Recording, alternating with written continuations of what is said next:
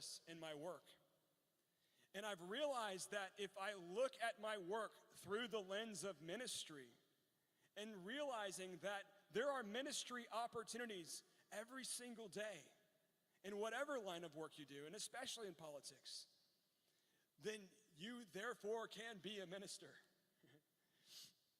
And I think about that story, and I think about you guys here. And I want to encourage you by saying that God has a plan for your life.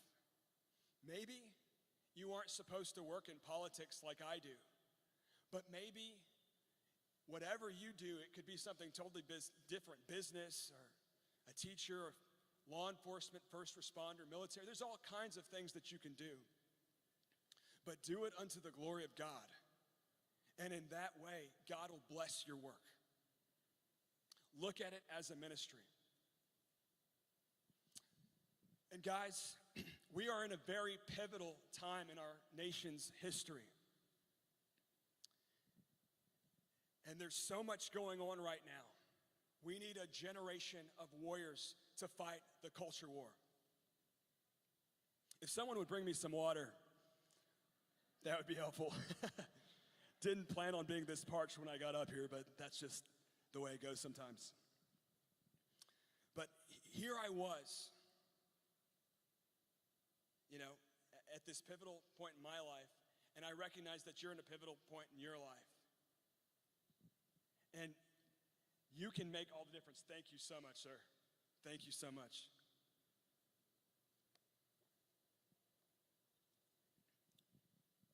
We are in a war in this country. And it's not just a cultural war, it's a spiritual war for the heart and soul of this country.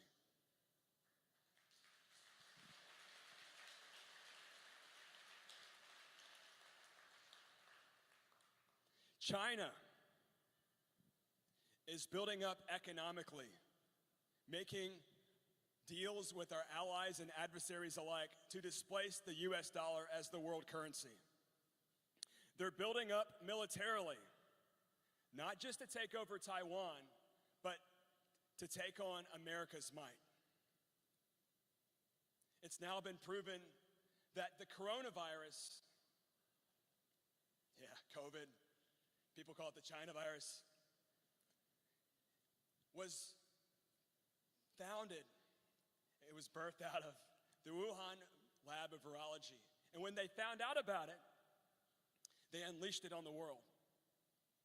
China is very nefariously working to destroy America from within. They're fighting America from within. One of the ways that they do that is through TikTok. In their country, they're very strict with the algorithms and they only allow educational content. But in this country, they push gender dysphoria and they push self-harm ideology on our young people. It's corrupting them. And fentanyl.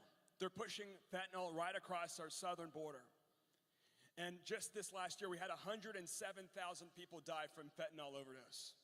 Absolutely terrible. Our country spent over $130 billion on Ukraine's border, but we can't spend $5 billion to secure our border. What's up with that?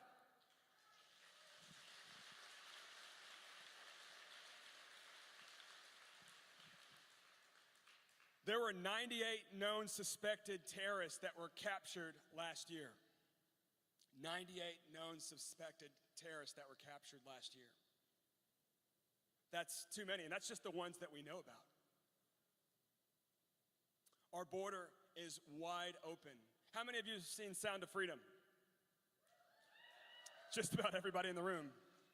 Well, it's shined light on the sex trafficking, especially with minors, that's been going on for a very long time. It shouldn't be happening. It shouldn't be happening. And since Joe Biden took office, there have been 7 million illegal immigrants that have come into our country. That's one too many. And where are they going exactly? Well, they're going to places like Colony Ridge. Colony Ridge is in the news lately. It's just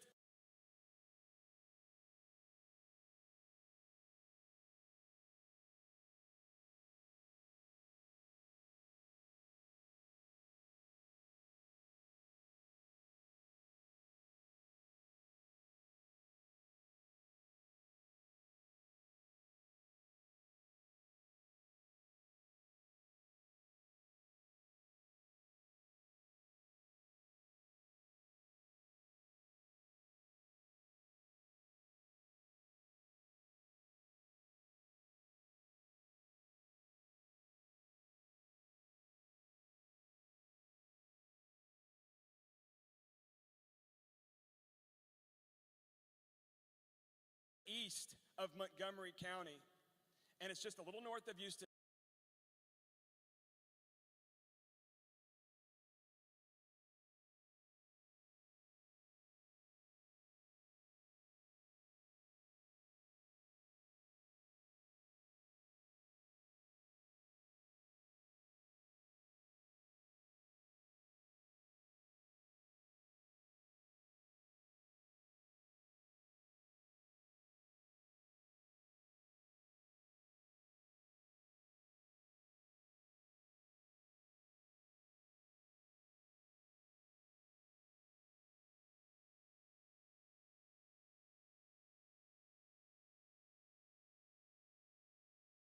In a place called Liberty County.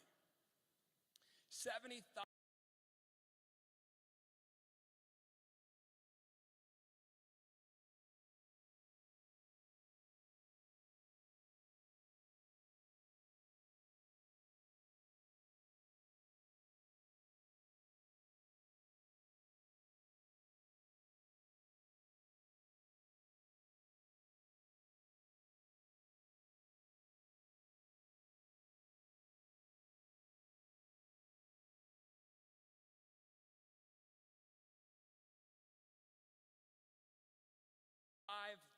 illegal immigrants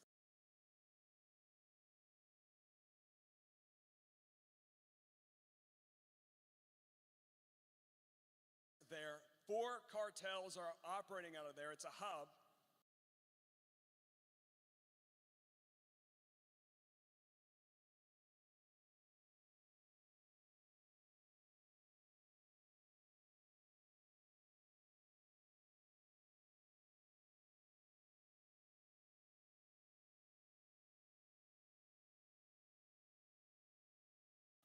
And the developer, Trey Harris, sells lots of land.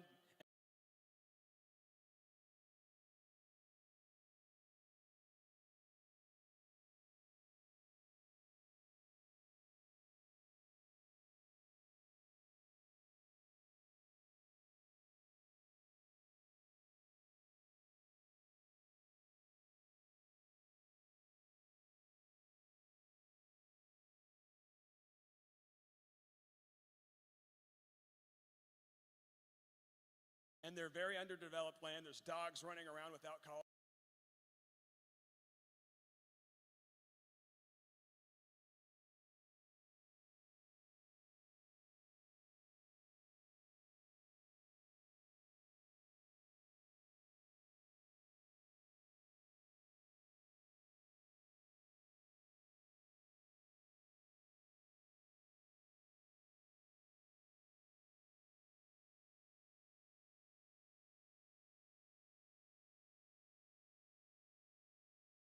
As the Daily Wire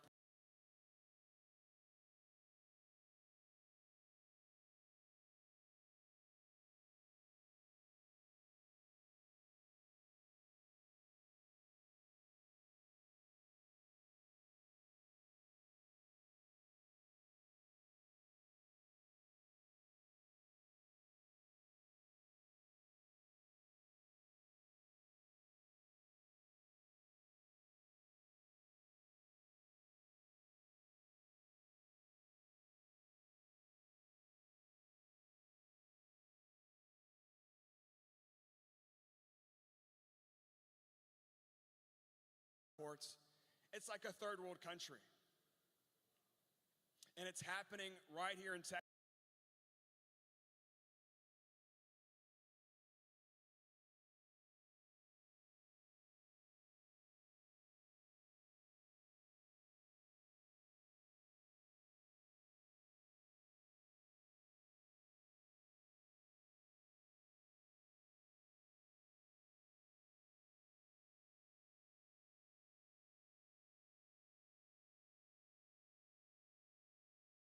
And it's happening all over the country. They're going all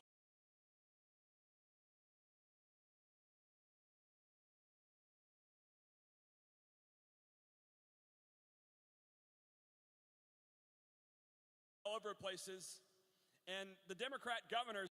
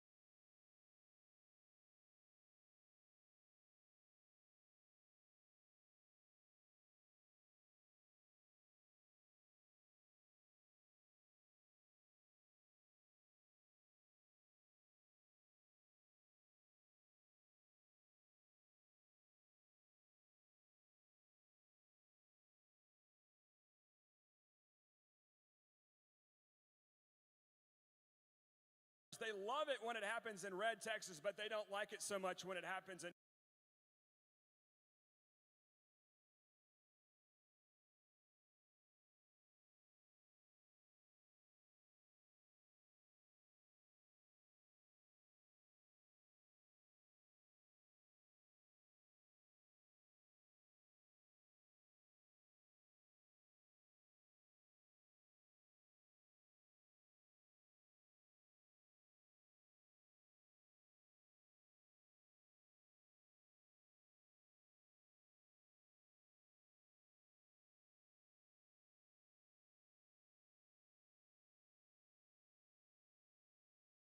New York City, right? Then they complain. Mayor Eric Adams had a big problem with that.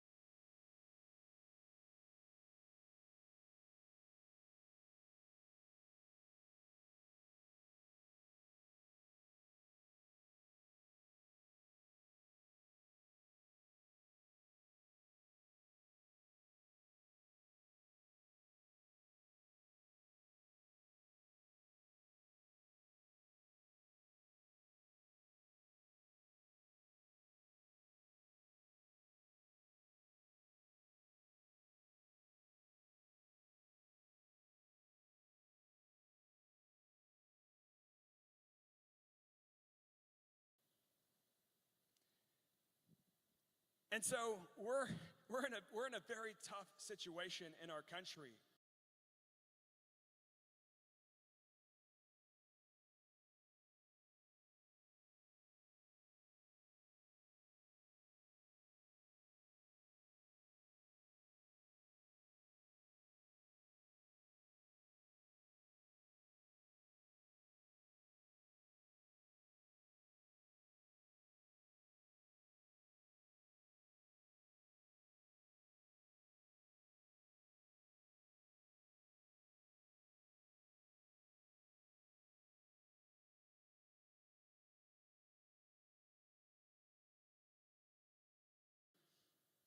And we've got to do a lot of work to secure the southern border. I hope that the National Guard is sent down to secure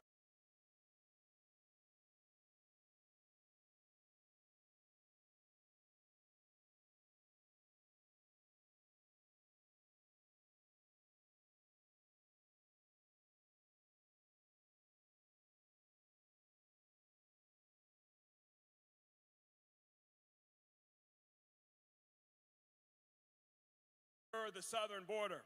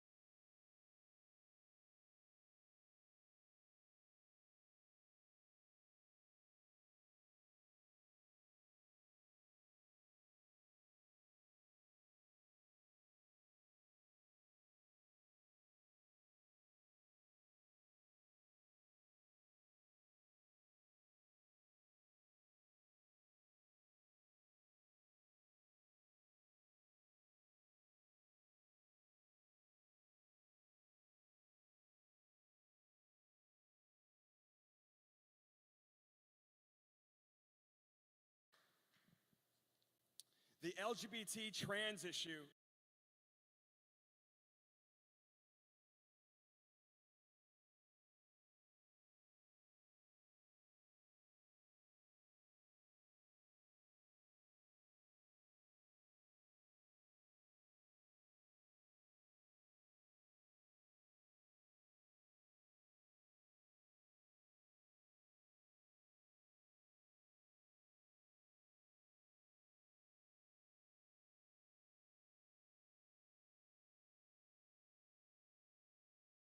is running rampant.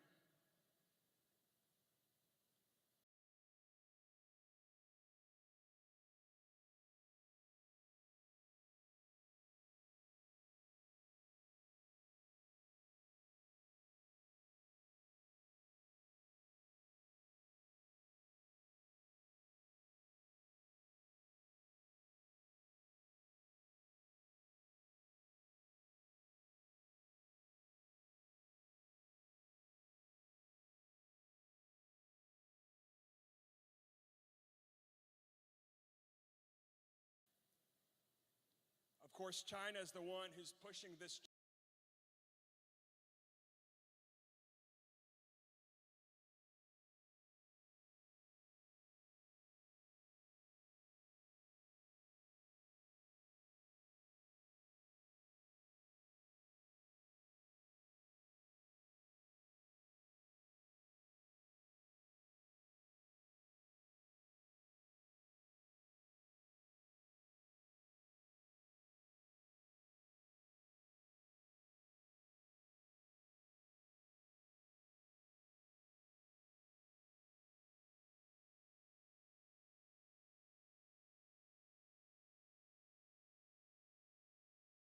gender dysphoria through TikTok, but there are liberal activists who are doing the same thing in our public school system.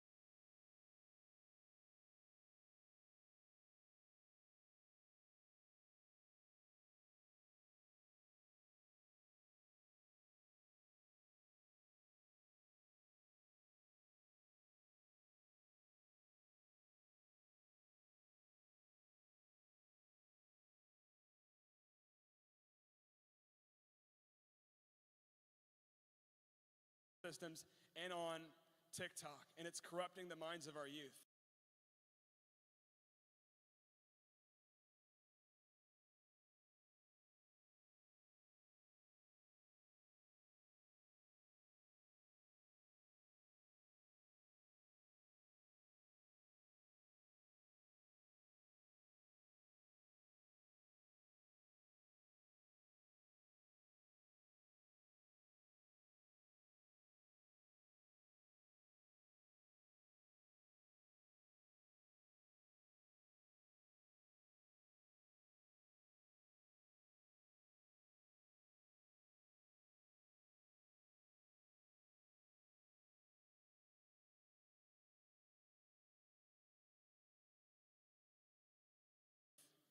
And this isn't just happening in other parts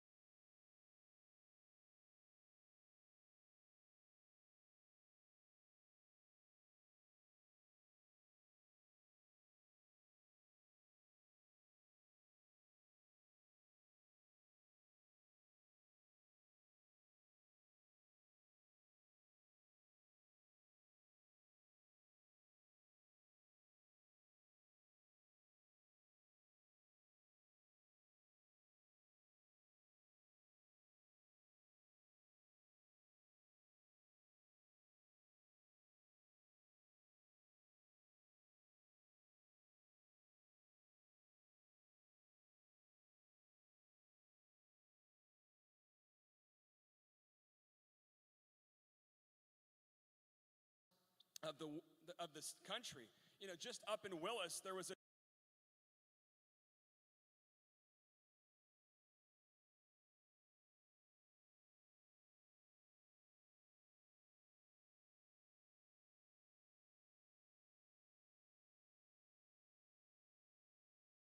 drag queen that visited that public school at Willis High School.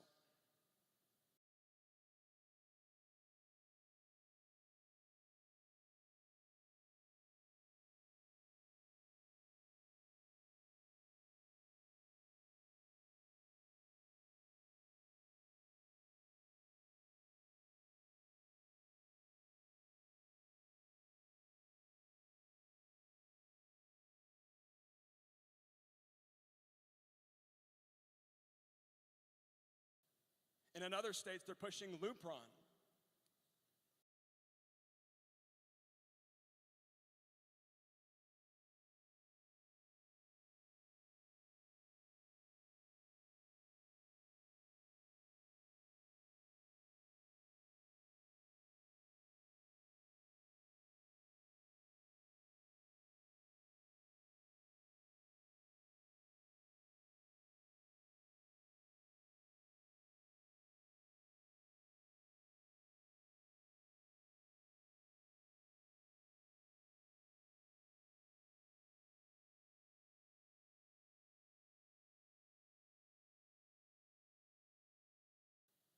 And these puberty blockers alter these young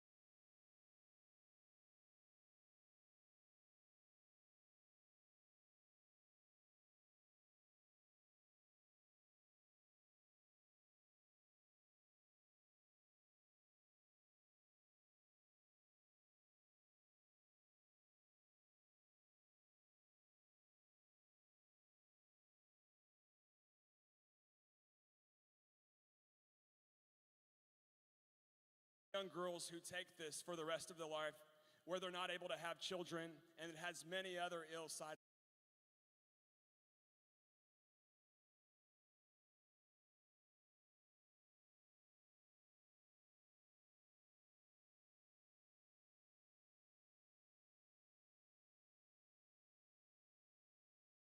effects.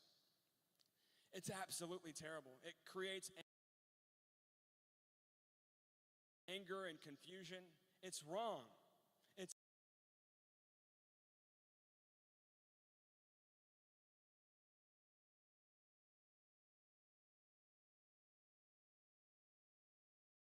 absolutely wrong.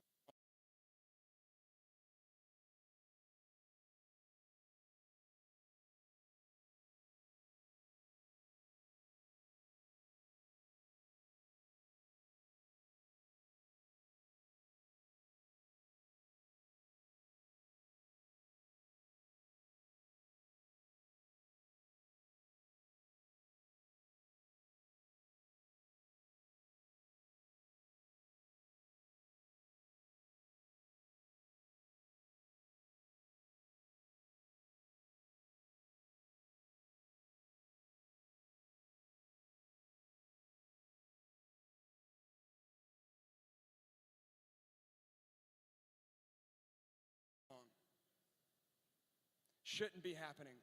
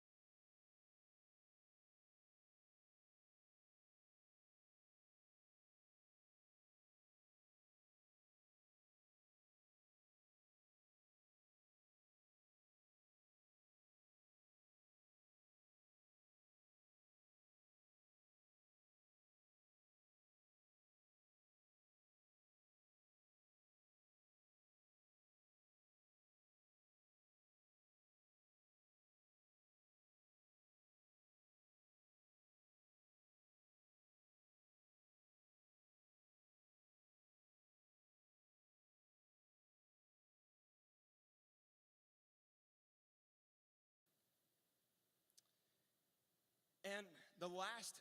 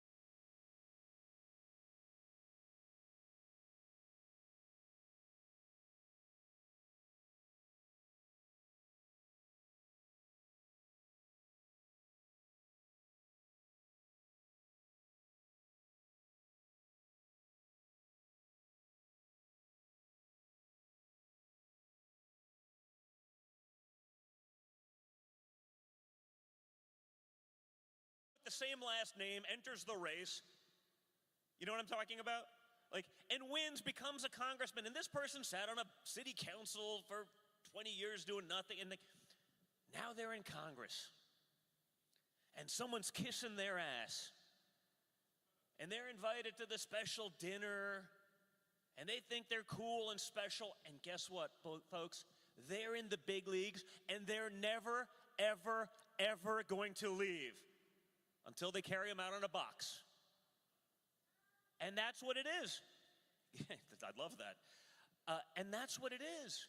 They're never leaving that power, so they'll do whatever it is to stay. And the problem is, in D.C., all of that power is concentrated. You know, if the Washington Post, the Amazon, Jeff Bezos' own Washington piece, you know, well, maybe the hit piece they do on me will only be a 4 instead of a 3 out of 10.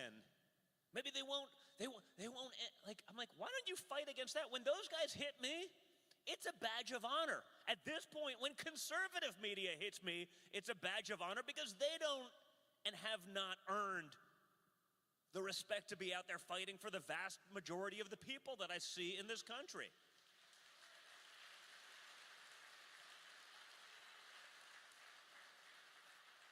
You know, and you get it, you understand it. Because I look at, you know, I came from a business background, unlike Hunter.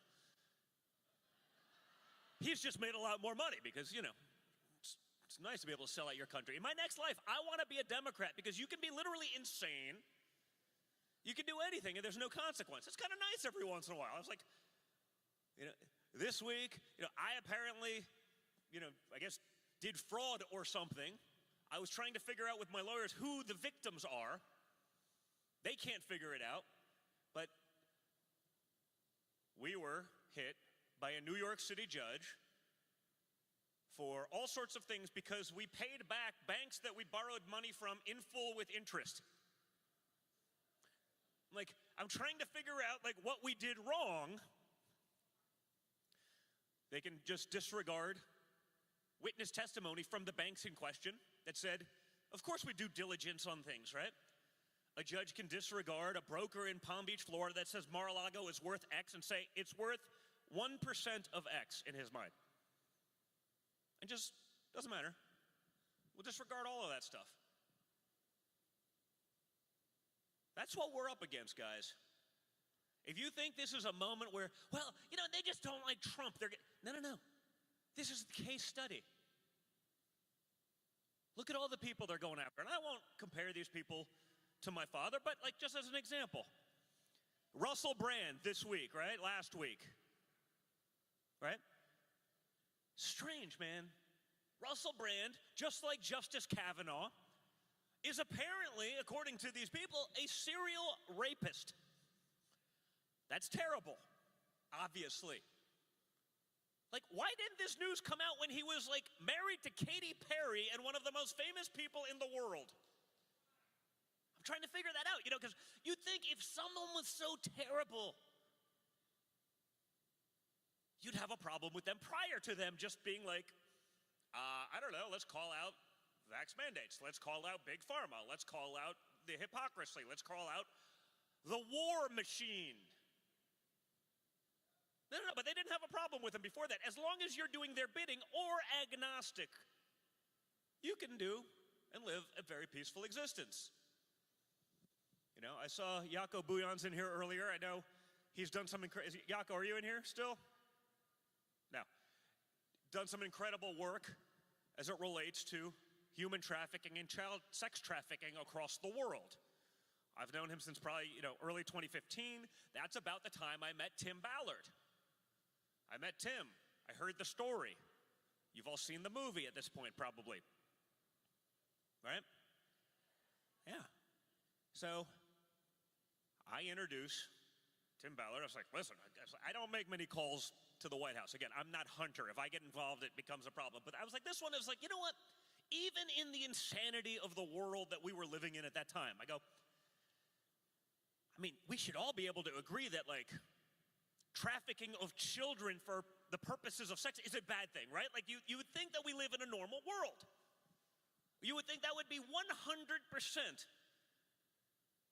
in a country where political victories are won on like the margin of basis points, 0.02% difference. But you'd be wrong. You'd be wrong, folks. I made that phone call, told my dad, I was like, listen, you realize like there's a problem, right? You know that but until you actually get it, you have no idea the scope. Like, of course there's bad people, but you thought of it as like tens of people, not tens of thousands of children, right? So you started hearing about the numbers like, hey man, Dad, you gotta meet this, because this is a guy working in the federal government, working for these things, doing these things. Meets with my father. And this is when I knew we're actually fighting evil on the left. It was the first time. And listen, at this point, they'd already tried, I had met him. I didn't make the call till a little bit later. And, they had already tried framing me for Russia. I was still naive enough. Even in Russia, when they're trying to put me, I guess in the electric chair, I was like, well, if the FBI says, like, something's wrong, there must be something wrong. They must be trying to do good, right? If the CIA is saying these things, now I realize none of that is even remotely true. In fact, it's probably the opposite, just like, again, concerned mothers going to a PT meeting are domestic terrorists. I mean, I can't stress that enough. If that point in and of itself does not get you thinking about just how far we've fallen as a nation, I don't know what will. Because again, it's not like it's like some left-wing magazine that wrote this. This is the head of the FBI. Our Department of Justice that seemingly has been weaponized against all of its citizenry, right? We talked about the judge in New York, but it's no different than the judge in D.C. They find the most vicious one, and all the January 6 people get in front of that one, and they get to find them and throw them in jail for years, because they took a selfie inside the velvet ropes. By the time they got into Congress, they didn't even know they weren't supposed to be there. They hold the exculpatory evidence for 2 years, doesn't matter.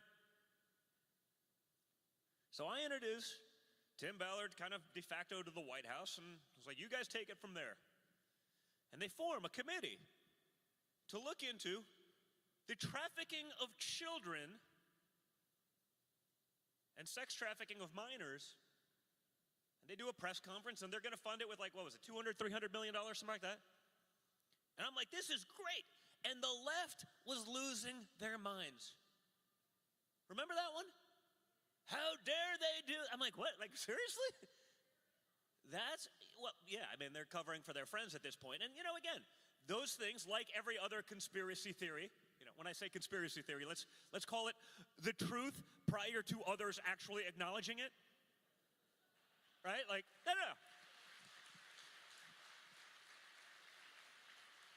No, it's always risky, but like, can someone please name a conspiracy theory that wasn't proven to be right 6 months later? It used to be like a year, right? Russia took 3 years. And like with each and every conspiracy theory, when the left loses their mind about it, like you're over the target, right? Now it's like 6 minutes till it's disproven. And you're right, but there's no other explanation for it. Each and every one has been proven right. Your conspiracy theorist friend is owed major apologies by the major institutions in media who have lied to us for decades. Big tech who've smothered and censored those things. And again, just because you don't hear about something doesn't make it not true. Big tech is a $1 trillion industry, weaponized and designed to smother anything that isn't in lockstep with the Democrat Party. Our mainstream media, including a vast majority of conservative mainstream media, is in that same exact boat. I actually legitimately believe that today we are winning on the issues. People get it, but there are still lots of people. They're agnostic. They're trying to feed their family in Joe Biden's economy, and that's harder and harder to do every day. We're not in a fair fight, folks. We're not, our ideas versus their ideas. We think that, but it's like, no, it's our ideas versus their ideas backed by a $1 trillion regime that has instilled fear in people, whether it's online, big tech, or a $1 trillion mainstream media regime that will dox that will call you out, that will try aggressively to ruin your life. They're trying to do it to us every day. You know, one of the other sort of memes that's proven 100% right was like, they're not really after Trump. They're after you. He's just in the way. No, but think about it.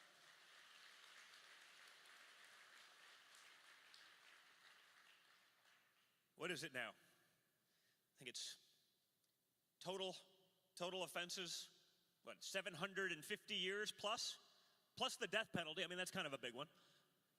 No, in some of the claims against my father. I mean, he's a young and vibrant man, but, you know, it's a long time. You don't think that them doing that to him is designed to send a message? You don't think that, like, it's like, well, no, it's different for him because he did all these things. Again, they've all been disproven, just like Russia was. It doesn't matter. It doesn't matter. Stick you in a New York jury with this, and we'll make sure we cherry pick the worst possible judge in the world. It doesn't matter if he's been thrown over every time on appeals. They got the appeals court too, and if you're on a jury, you know, even if you think it's ridiculous, is it worth your social credit score going down in New York where you'd be thrown out of your schools? You'd be tarred and feathered in a PTA meeting if you're the actual person on the jury that was like, listen, it doesn't seem like there's anything wrong here. You know, again, it's not like we haven't been doing business in New York for 30 years. It was only when we put the little R next to our name that it changed. You know who I did my first political fundraiser for ever? And this is a hard one for me to actually admit out loud, but Andrew Cuomo. Yeah, no, seriously. His mother and my grandmother used to sit next to each other in the hair salon in Queens growing up. And if you're in New York real estate and it's the attorney general, that's the person that literally has to sign off on every one of your offering plans, right? You build a building, you're gonna sell unit 502, they've gotta sign off on it. That's how the system works. You have to play that. I've been a lifelong conservative. It doesn't matter. My first political fundraiser was for him because that was the way it worked. We understand all these things. Trump understood all those things. That's when he called out Hillary. Like, oh, you're yakking about all these things, but like you did nothing to change them because your donors do exactly what I do. I'm just man enough to call it out. I'm not going to be the hypocrite about it. But in those areas now, whew, you know how to stop the looting in Philadelphia? Give everyone a MAGA hat. No, come on.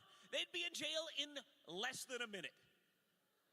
But, you know, now I read the headline. It was this week. I think it was the looting in Philadelphia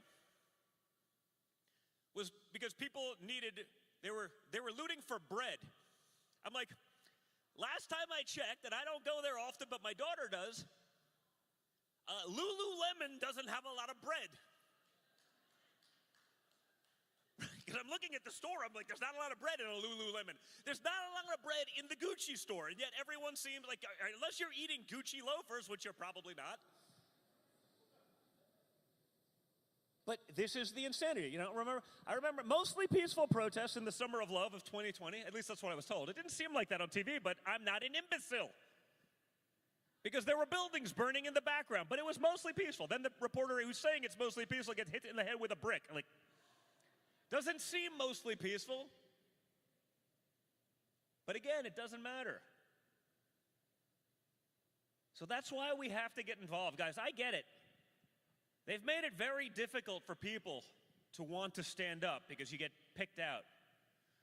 They'll target you. They'll go after you. They're going to make it uncomfortable. You know how much more uncomfortable it's going to be if they win? You know how much more uncomfortable it's going to be for your children when they don't have, let's call it the freedoms I guess we thought we had. It's not real, right? Just like, again, you know, even me, even with what they were doing, it took me a while. I will say, you know, one of my biggest regrets, like early in my father's presidency, was like, as I mentioned, it was like, you know, when they tried targeting General Flynn, because I'm sitting there like, wow, the FBI said it, the CIA said something, there must be something to it. But I knew the man, and I was like, fine, I'm not going to come out against him, but I'm also not going to be in there fighting and defending because like, there's got to be something to it. And again, There doesn't have to be anything to any of it. So what we have to do is we have to get uncomfortable. We have to be unafraid. If they can put out one man by himself, they can take him out. They did it to the most powerful man in the world. They did it to my father. Now again, all of those things are lies, but it doesn't matter. Just like all the conspiracy theories that are proven true, we should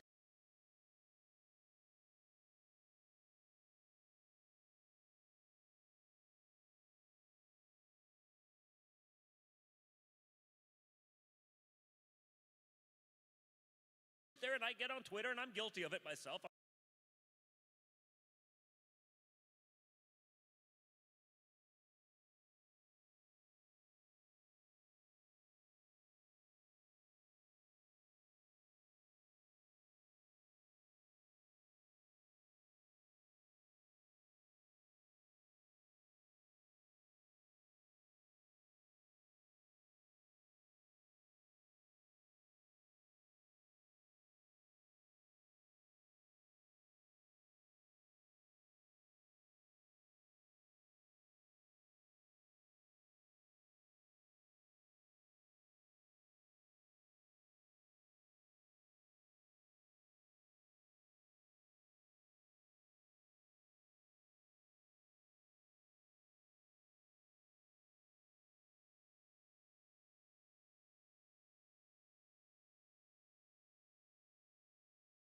I'm not pretending I'm immune.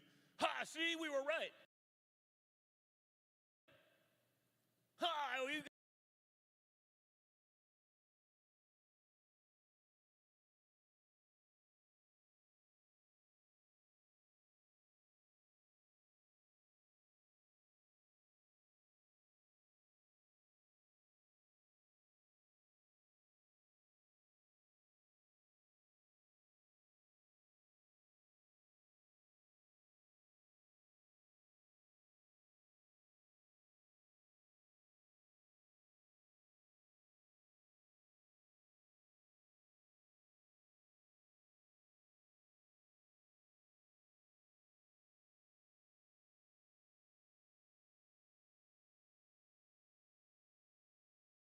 You guys are stupid. We knew all along. But guess what?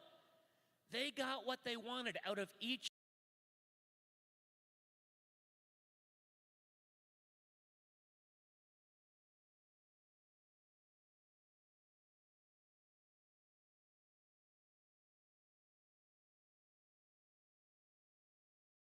and every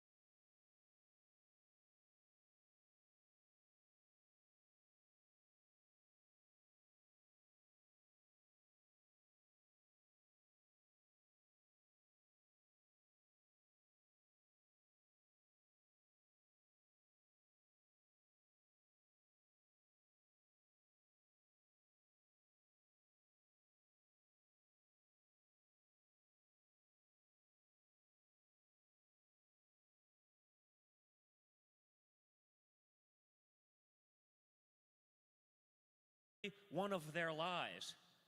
Again, there's no consequence to being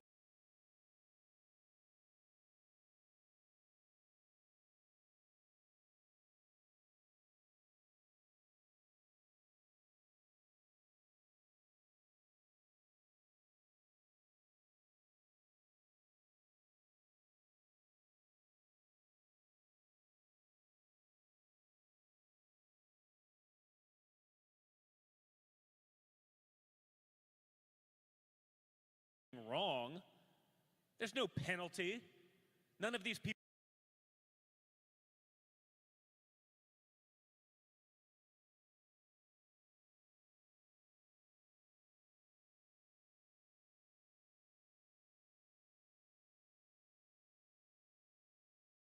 people get their lives back, their homes back, the years they spend in prison back.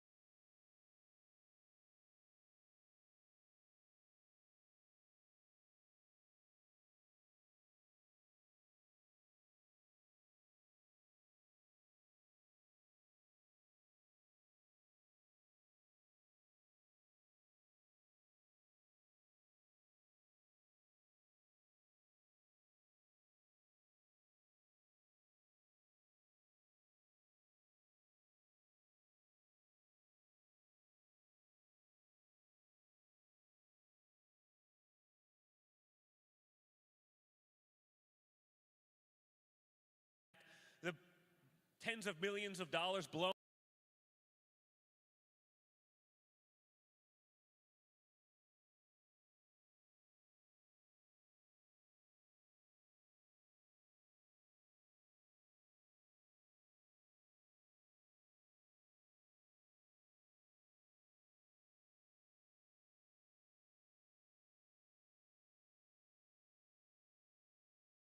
on legal fees to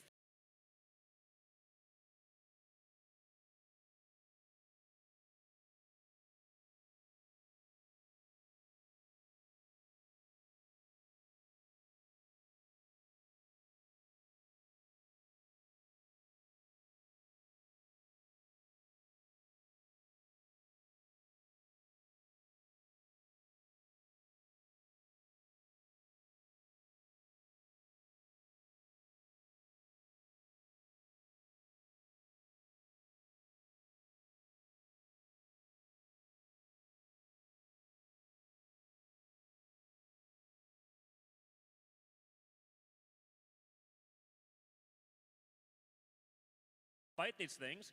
Just because something's BS doesn't mean you don't have to deal with it.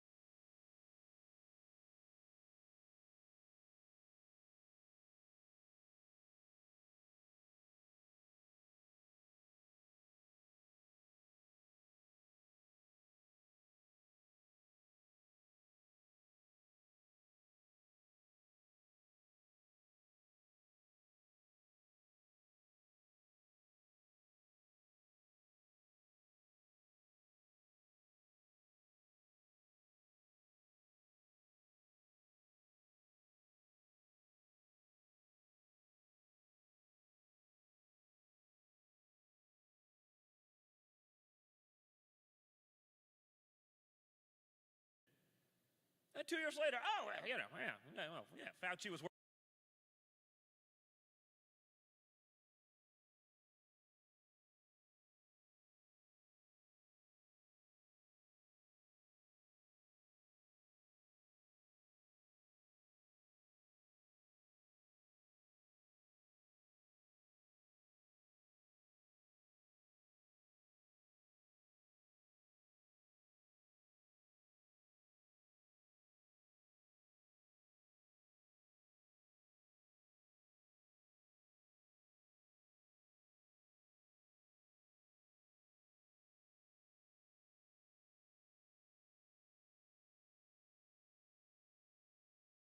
working for the Chinese and taking money there and lying before Congress. Oh, it's different.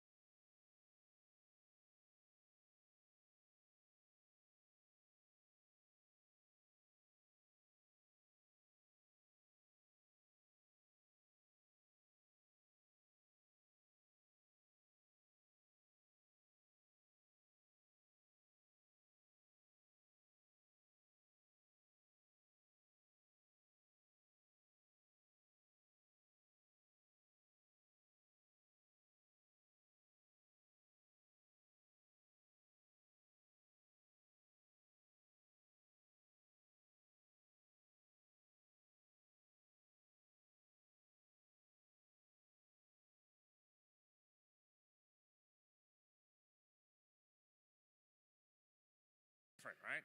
It's fine. We need to get in the game.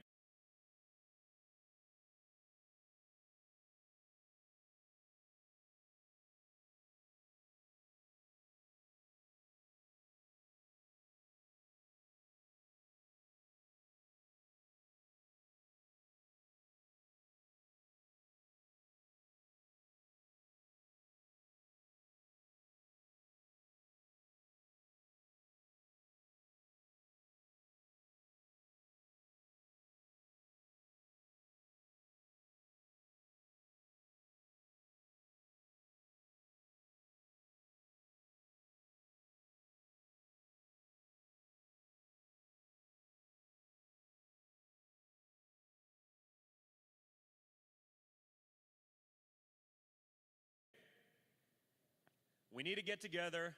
We need to be fighting the same battles. We need to take the wins when we can get them.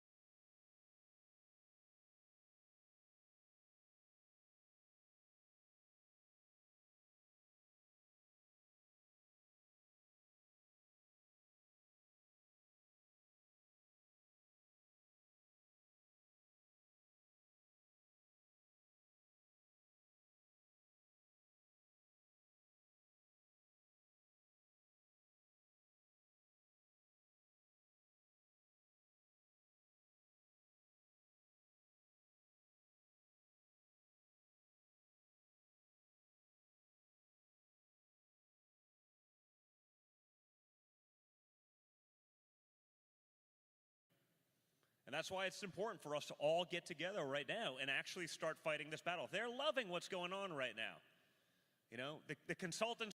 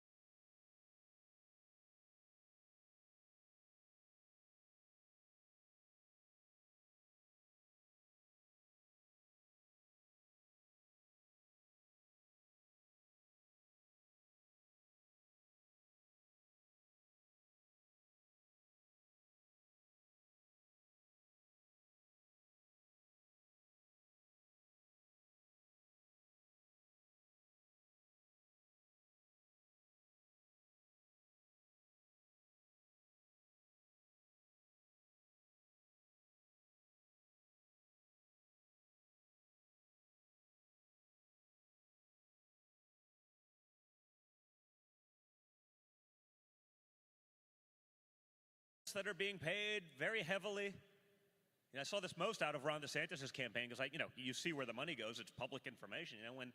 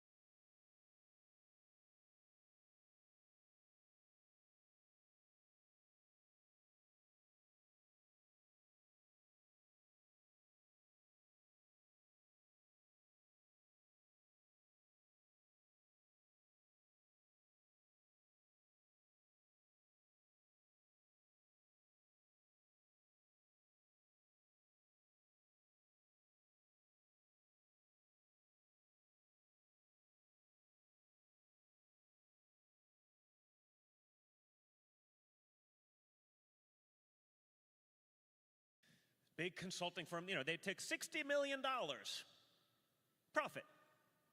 Like a billionaire donor gives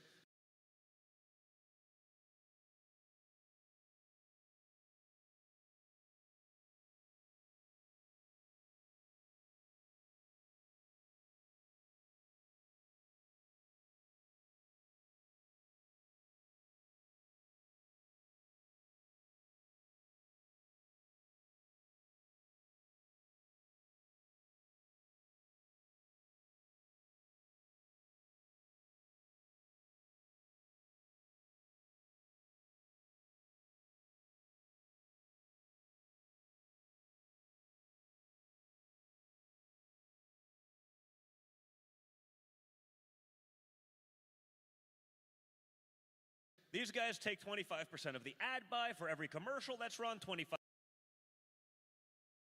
of the placement. It's their creative agency that's making the ad. That's another 20%. It's one giant grift.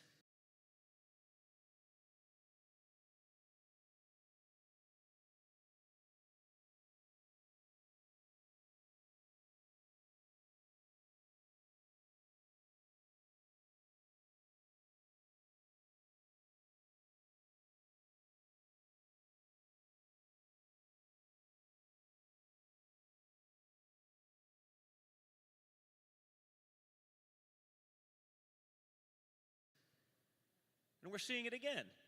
The reason people in the single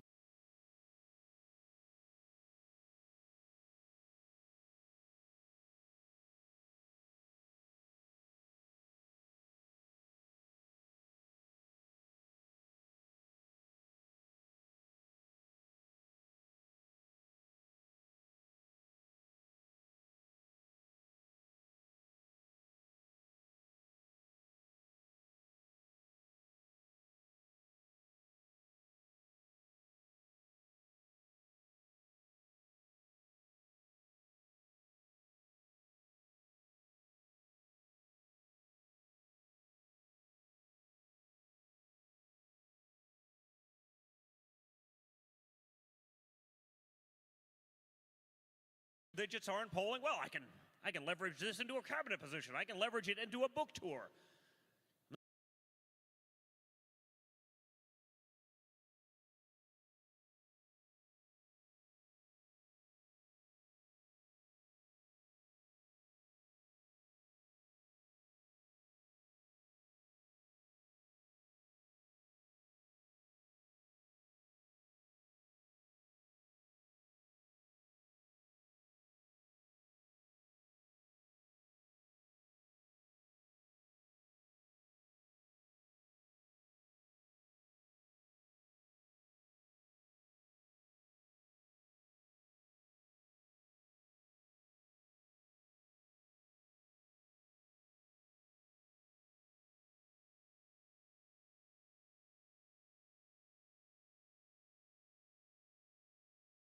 Not sure what Christie's doing. Maybe he likes the free meals.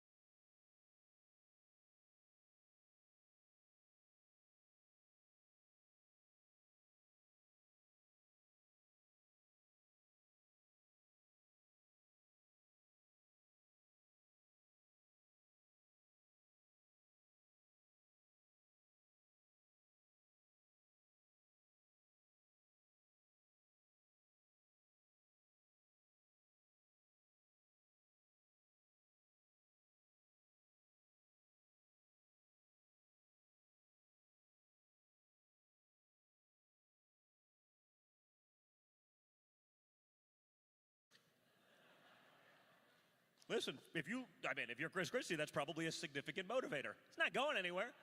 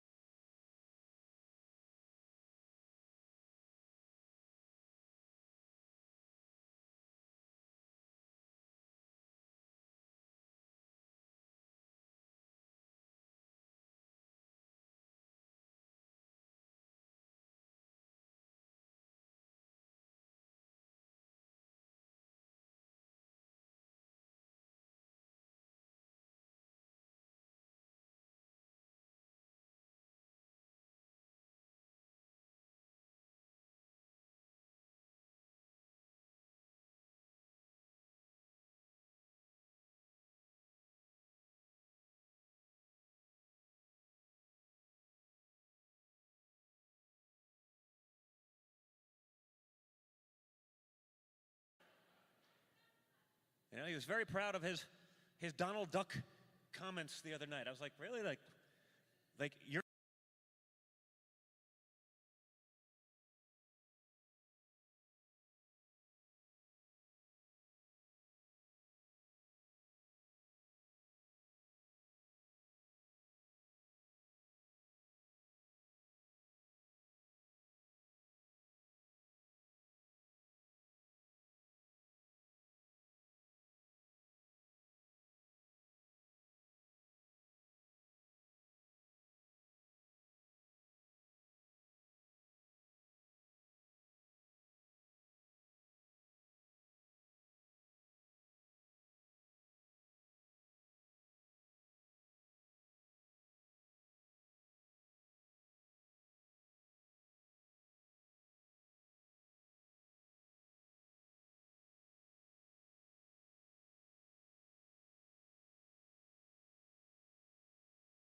your nickname is Krispy Kreme and Butterball. Those are your two, like, no, well, I mean, that's,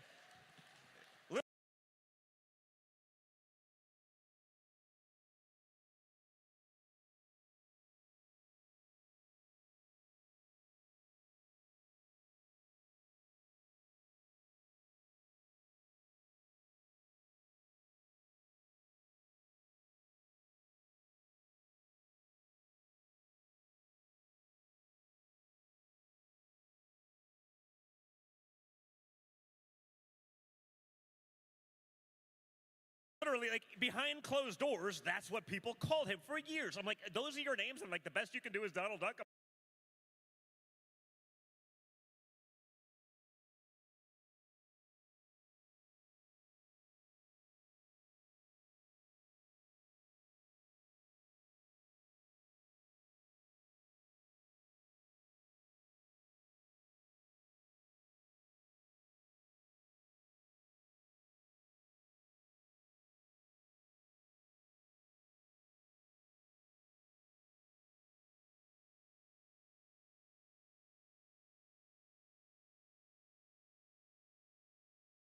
I'm like, you know, ooh, we're shaking in our boots now.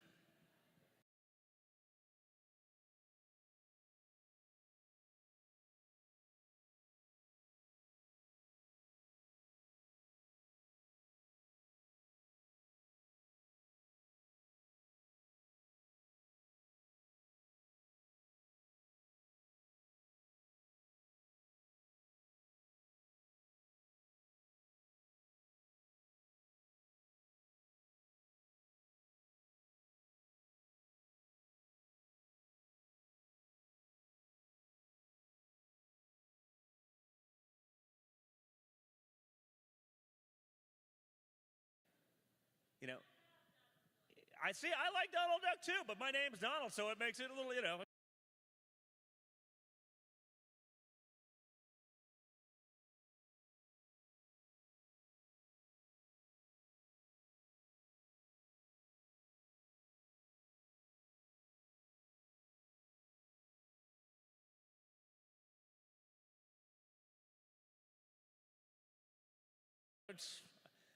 I guess I'm sitting there being like, it could be worse, like, but.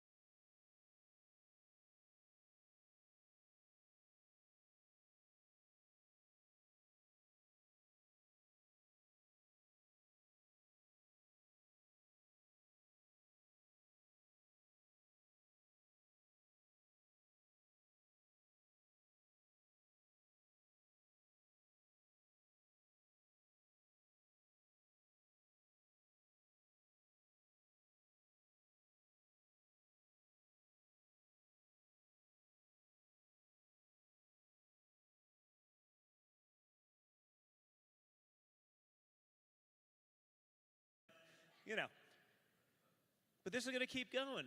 And what they're going to make sure they do, and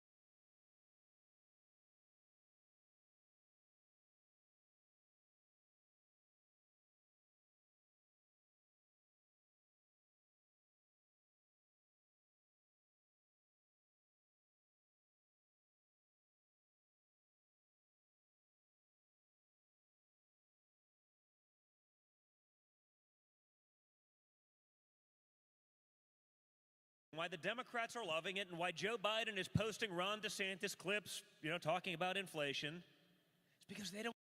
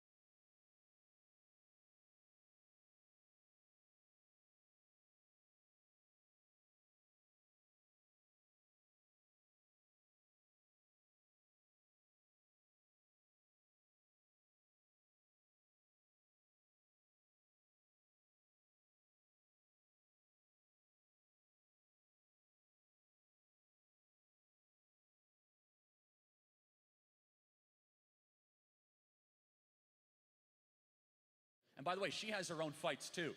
She runs Bible in 365, Proclaim Streetwear. You guys should all be, follow her. And she's also the most beautiful person, out of 7 billion people, if I may say so much. If you disagree, you're wrong. But Erica, more than anything else, which is so hard to find, is that she's a fighter. And she does not get intimidated by all the satanic crap that gets thrown at us. In fact, she is so spiritually disciplined.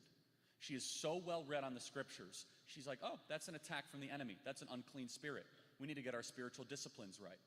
And the wife, if you get into a marriage and the husband's working and all this, you have to understand that when he comes back, being a Proverbs 31 woman is part of knowing the scriptures, knowing the spiritual warfare, submitting to your husband. And by the way, the second part of the verse is never talked about.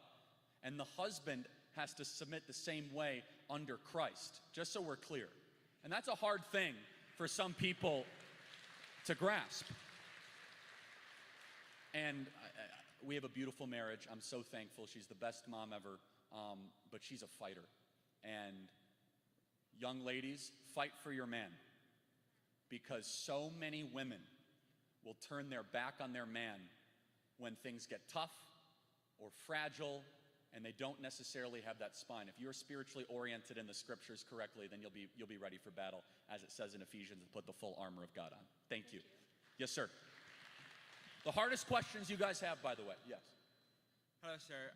My name is Joseph Damari, and we all live in America, and one of the defining qualities is that's kind of been tied with the American identity is freedom.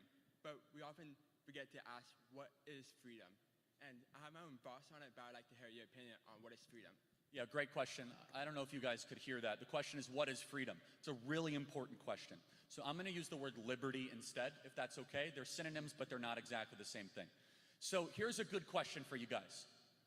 Is it in the spirit of the founding fathers of liberty that you can do heroin on the side of the street?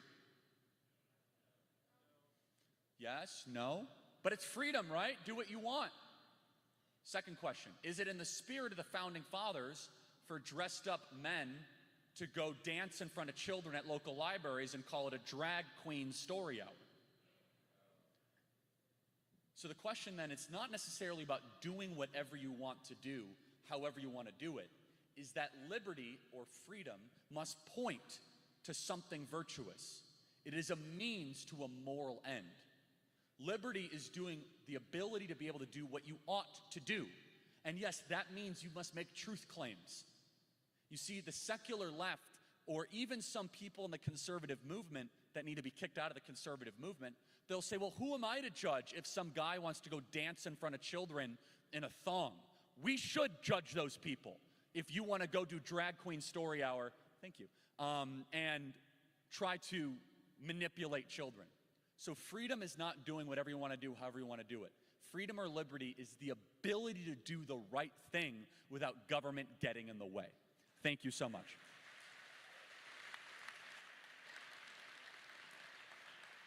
Hi, Charlie. Thank you so much for being here today. We really appreciate it. So, historically, governments have taken into account the fact that whoever controls the culture controls the people. They've used the musical arts accordingly. It's obvious in Western society today that the left is using messaging in popular music to push their radical ideologies. What are your thoughts on how conservative musicians from all genres can gain the support needed to push back and promote music with normal conservative values? Yeah, so that's a great point. So I can't stand Taylor Swift, for example. Total waste of time. If any of you like Taylor Swift, you should stop supporting Taylor Swift. So, and I know some of you are ready to throw something at me. Look, she's an awful role model for young women, okay? You want to talk about a body count. Woo! Holy moly. So she's terrible. She complains all the time. I don't think her music's that good, but that's not the point. That's a little bit mean, but it's not good. But music, think about, she's supposed to be like the virtuous one in the American music, let's say, library, right? It goes from Taylor Swift, who's supposed to be the easy one to listen to, the family friendly, And then, I mean, you go like Ariana Grande, Nicki Minaj, not exactly pursuing virtue, right? Yeah, I'm gonna not express my opinions on country music because that will definitely get me kicked off the stage. But I will say that reading the lyrics of country music sometimes can be redeemable. The noise of country music drives me nuts, but that's a separate issue. So I know you're gonna, I'm from Chicago, can't stand it, it's awful, but that's a separate issue. But what creates good art? Let's agree on something, okay? Art needs to point at something. Art is not your own personal opinion. So for example, at the Guggenheim or whatever, one of these, hoity-toity places, they have this new piece of art, that's a black screen. And they call it Toronto at night. And here's my general rule of thumb. If I can do it, it's not art, okay? Or someone that like signs a urinal, okay? That's a real thing, start in 1920s. So how do we get music better in alignment? It's a really important question. So Mozart, Bach, Beethoven, they all wrote the same thing at the top of all of their composers. Glory be to God. All their music pointed towards the divine. One of the reasons why our art is just so awful is because what are we pointing towards? This is why Taylor Swift's music is steaming hot garbage. It's all about herself. It's not pointing towards anything. I broke up with my boyfriend. Okay, like that's weaponized narcissism with like chords. How about you talk about something above yourself? And this is the problem with Western art, is everyone thinks about your feelings, yourself. The greatest artistic achievements were when the artist decided to take themselves out of the picture and they looked at something that they wondered at. As Aristotle would say, wonder is the beginning of philosophy. And so, how do we reclaim the arts of the music? We have to support creators, but more importantly, we have to get our philosophy right. Ask the question, who are you glorifying with this practice? To whom are you dedicating it? And from there, we'll start to get, hopefully, more morally redeemable and beautiful art. Thank you. Appreciate it. Next question. Good evening, Mr. Kirk. I'm Nick Walker, president of TPUSA at Sam Houston. See, you should all be a Turning Point chapter leader. Love it. Yeah, it's a lot of fun and we're making a lot of difference. My question for you, sir, is what advice would you have for young activists? Oh boy. Stay engaged, do not allow the bad guys with their weaponized name calling to get you down. And honestly, reach out for as much mentorship and help as you can from the older generation. We have an amazing audience on the Charlie Kirk Show, and so many people email us saying, Charlie, I wish I could be a mentor. I wish I could help. And so that would be my advice, is reach out for advice, reach out for support from the amazing patriots, in Harrison, Montgomery County that want to be able to support you, and stay involved with Turning Point USA. If you stay involved with Turning Point, we have members of Congress, state reps. Turning Point USA is jet fuel on somebody's political career. God bless you, man. Thank you. Sir. Yes, ma'am. Hello, my name is Danelli Rios, and I attend YWLA in Aldine, and I have a lot of friends that they identify as transgender, and I am trying to, I guess, kind of like convert them. And I would like to know how to combat it and how to try to convert them, pretty much. First of all, you have a really sweet way about you, and so you're going to be a lot more successful than I would be. Let me just put it that way. Yeah, it would not go well for me. So let me just give you some advice, because you have a really, really good way. I would basically be like, stop being something you're not, and I'd probably get expelled from the school or something. So here's what I would do. I would try to find resources or help that do not affirm them. This idea of affirmation is so clinically unsubstantiated. I want you to imagine if you go to any sort of medical environment and you have something wrong with you and they affirm it. Do we do a depression affirming care? Or cancer affirming care? Or tumor affirming care? These people have something wrong with them and they need to find help. So that's what I would do. And then I would just love on them. Love on them how Christ would. But that does not mean to affirm the sin. So this is one of my favorite passages in the entire Bible is John 8, which is quoted all the time by the weak Christians, right? Where they'll say, you know, let the first among you cast the first stone. But they don't tell you the end of the story when Christ goes up to the young woman, the prostitute, and he says, sin no more. How many times do we do that second part? Where we say, okay, yeah, no one is the judge, but do we tell people to stop sinning? So just love on them, tell them the truth, be compassionate, loving, kind, pray for them, but do not make excuses for them living in error for who they really are, because they're living a lie. God bless you. Thank you. Okay, so I have two questions, kind of. So one is, real quick, are you familiar with G.K. Chesterton? Very, yeah, I quoted him earlier. Okay. So I really admire his view of like society and how it should be structured, and specifically in his view of economics. Got to get to the question. I'm running out of time. Yeah. Oh, okay. What do you think of G.K. Chesterton's view of economics?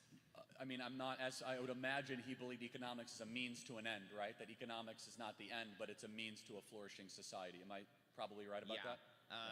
Yeah, he believed in a lot of and in kind of a welfare, but with a very Christian viewpoint. So yeah, I'm not as on board for that, but yeah, so. Okay. Thank you. Yeah, I mean, just to expand that, I believe in charity, not welfare. Charity is for people that need help and need support, but people game the system and they create entire lives of living off the government when they're able-bodied and they could work, and we shouldn't put up with that. Thank you. Yes. So if it's okay, I'll go another 10 minutes, guys, if you're willing to sit through it. So yes, okay. Good evening, Charlie. My name is Byron Waring. I go to Alpha Omega Academy in Huntsville, Texas. Very good. It is a moderately large Christian private school, and it's wonderful. My question for you this evening is this. What would you say to young men who don't necessarily want a wife or children or to extend their family? Yeah, they're wrong. Thank you, sir. Yeah. Thank you. Yeah, read the Bible. Be fruitful and multiply. Get a wife. And so this is a very important question. This is a really good, I'm not even making fun of you.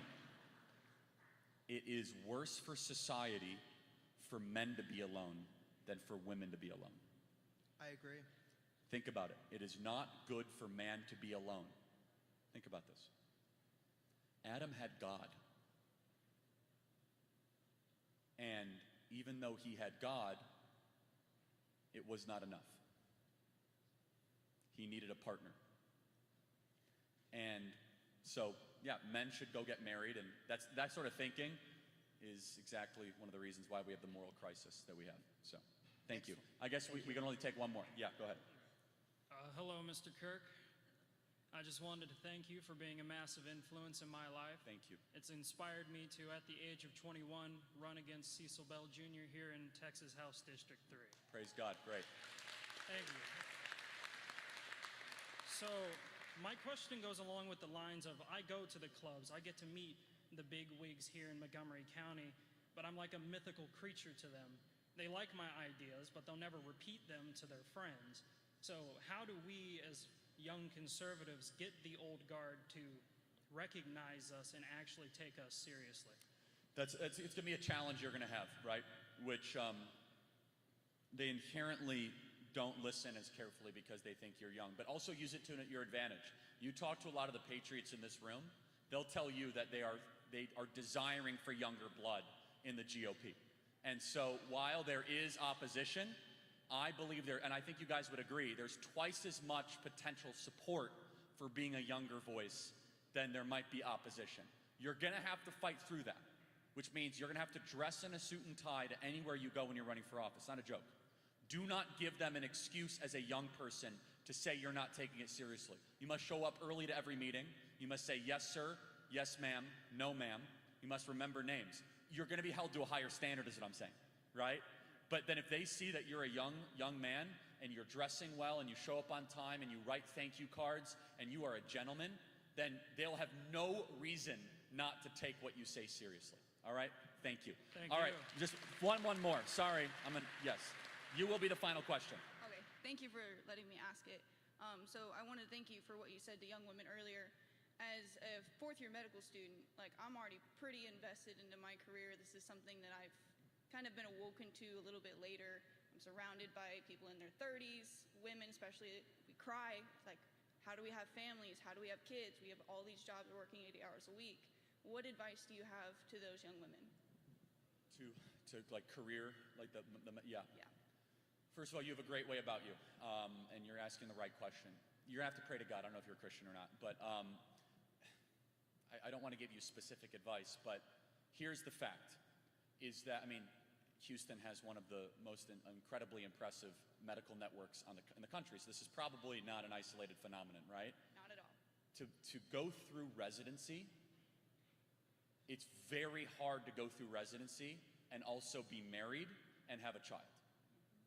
And the uncomfortable truth is you're probably gonna have to choose.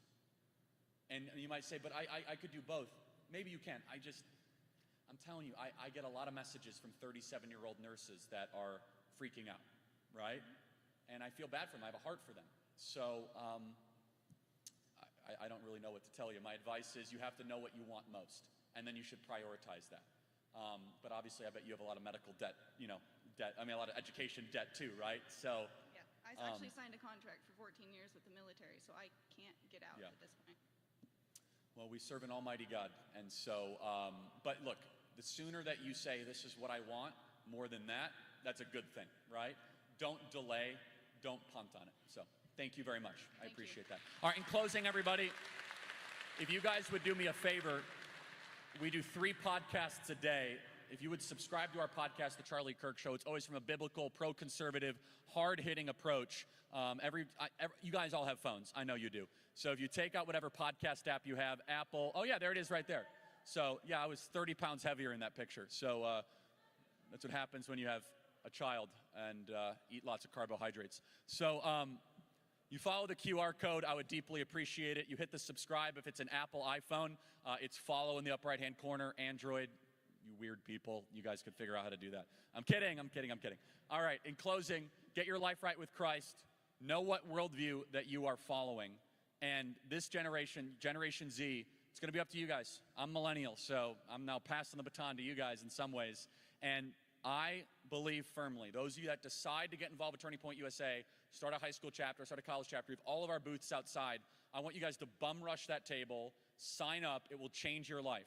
If I said something, it's like, boy, I want that purpose, I want that meaning, we can help you guys at Turning Point USA, the biggest events, the most impactful type of stuff on the ground. And look, we live in a great country, everybody. Praise God, we live in America. It's going to be up to us together to save it. God bless you guys, and thanks for having us tonight. Thank you.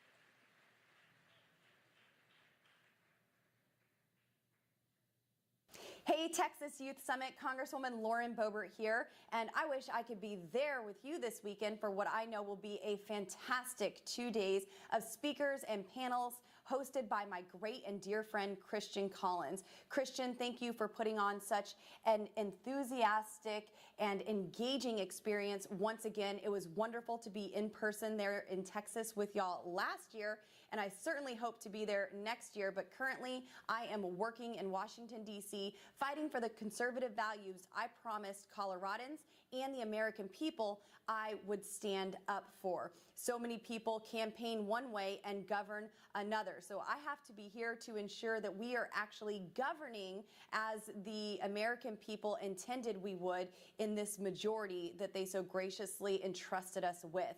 It may take more work and hours than we hoped it would, but I'm committed to cutting our federal spending, holding the Biden administration accountable, and delivering on the promises that I've made. I will not back down. I have proven that I am a fighter. I will always speak up for you. I know there are many of you in this room who can't necessarily vote for me, but in Washington, D.C., myself and many other colleagues throughout our nation are voting for you on a regular basis. Now, before we dive into things, I do want to make sure that you hear something directly from me as well. It has been kind of a difficult and certainly a humbling past few weeks for me in ways I had not anticipated, and certainly I'm not proud of. I want you to know that I am truly sorry for my actions and any burdens that may have been caused towards you. In my position, it's all about levity and gravity. I am here to ensure that gravity is not placed on any of you, the American people, that every decision I make brings levity and alleviates the burdens in your life. And so I'm asking for forgiveness and grace as I work to rebuild trust. I've worked hard since stepping into the political arena to inspire and motivate young conservatives just like you all across the nation. But in an evening of weakness, I guess you could say, I let you down. I've certainly learned some humbling lessons, and I hope that there's a silver lining from some of this ordeal.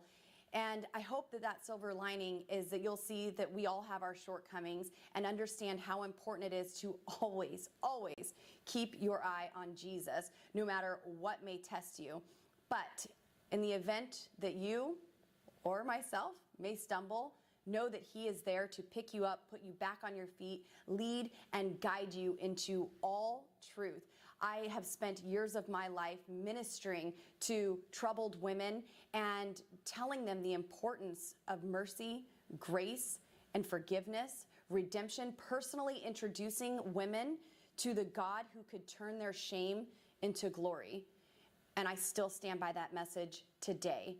And I refuse to hold myself to a lower standard because I know that our Lord is good and His mercy endures forever. I believe in His grace, and I still believe in the power of redemption. And I know it may not happen overnight, but I promise I'll work every day to earn your forgiveness and your trust and certainly make you proud. Now, when it comes to the substantive work that I've done in my job with fellow patriots in Congress this past year, there's a whole lot to be proud of. In January, I followed through on my promise to change the way Congress works during the Speaker's nomination. It made the DC establishment uneasy. Face it, they don't like change. But I came to Congress to be a true voice for Americans, not to make friends or stick to business as usual. In fact, I've come to realize that either you leave Washington, D.C. a hero, or you hang around long enough to be a part of the establishment problem. We passed rules during that speaker's fight like single subject legislation, mandating 72 hours to read a bill before voting on it. What a concept. No more passing a bill to find out what's in it. We also passed rules like allowing any member to bring amendments to the House floor on legislation and even reforming a corrupt earmark system. As part of the new changes, patriots like myself, Matt Gaetz, Eli Crane, Andy Biggs, we fought to bring back the Holman Rule, which allows us to target bureaucrats, that unelected fourth branch of government, really, that abuses the separation of powers, who are pushing a woke agenda on Americans instead of simply doing what's right. I've introduced amendments to defund the salaries of woke equity and diversity officers because we should be investing in American people who believe in America, not the propagandists who want to divide us based on how we look and think. When the Biden administration continued to attack the American oil and gas industry, House Republicans led the charge to fight back by passing H.R. 1 through the House. Our bill to unleash American energy producers includes My American Energy Act, which supports our oil and gas producers in rural Colorado and across the country while driving energy costs down. Think about it. We need to be energy secure. We need to pursue energy dominance. We could be liberating our allies throughout the world, exporting freedom with our good, clean energy that we produce right here in America. Now, when I talk to voters of all ages, some of their biggest concerns are the inflation that's been driven out of control by Joe Biden and his Democrat cronies and finding more affordable housing options. Well, one way to make housing affordable again is to lower inflation, is to make living affordable again and stop the reckless spending in Washington, D.C. Now, these two issues that I'm talking about here, the cost of living and energy, they aren't separate. We need to make it more affordable to simply live in this country, and that starts with unleashing the American roughneck to bring our energy costs and gas prices down and actually cutting how much the federal government spends. And in case you forgot, we're now $33 trillion in debt. That's not a number that will be paid off by the Joe Bidens and Nancy Pelosi's of the world. Those trillions are now on the backs of millennials and Gen Z voters just like you. And beyond that, it's on the backs of our children and our children's children. The demands from lobbyists and special interests in D.C. to keep spending are powerful, but they won't sway me. They can make political threats, but I've always believed doing the right thing means doing the hard thing. That's why I've continued to fight for 12 single-spending individual appropriations bills and to end the decades of reliance on omnibus bills or continuing resolutions to fund our government. We even got 4 of those bills to come to the House floor just last night. This is a huge accomplishment since we haven't had 12 individual appropriations bills since the 1990s. You deserve leaders who listen to you and will protect your financial future, not the swamp creatures who thrive off our nation's addiction to printing more money. As a member of the House Oversight Committee, I've worked to hold the Biden crime family accountable and expose their decades of corruption. The only thing Joe Biden and Hunter Biden have ever sold out are access to our government and you, the American taxpayer. Just this week, we saw bank wirings from Chinese nationals that showed hundreds of thousands of dollars being sent to Hunter Biden with Joe Biden's home address listed on the paperwork. And the media and the Democrats still want you to believe that there's no evidence of corruption. The reality is the amount of substantive evidence we've discovered and presented to the American people is overwhelming. This corrupt, compromised resident of the White House needs to be impeached.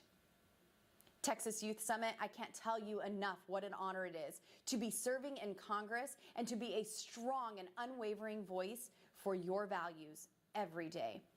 I've proven that it's possible to stand tall on your principles and get meaningful results for the country at the same time. I certainly haven't always been perfect, but I've always been fighting for you and your values. I'm thankful for your support, your grace, your love, and your incredible dedication for our country. It is wonderful to be with you virtually. I look forward to seeing you in person. Christian Collins, thank you again. And just a little shout out, we have a VIP special guest there with you this weekend, my very best friend who lives right there near the Woodlands, Miss Tara Sutton. So Tara, take care of my people, give them all a big hug for me, and I will see you all very soon. God bless.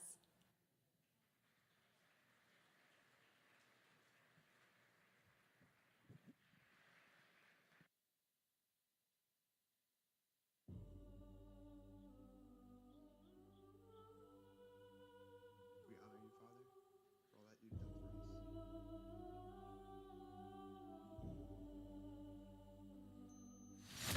us. Chief Division Counsel and DOJ have approved a no-knock breach.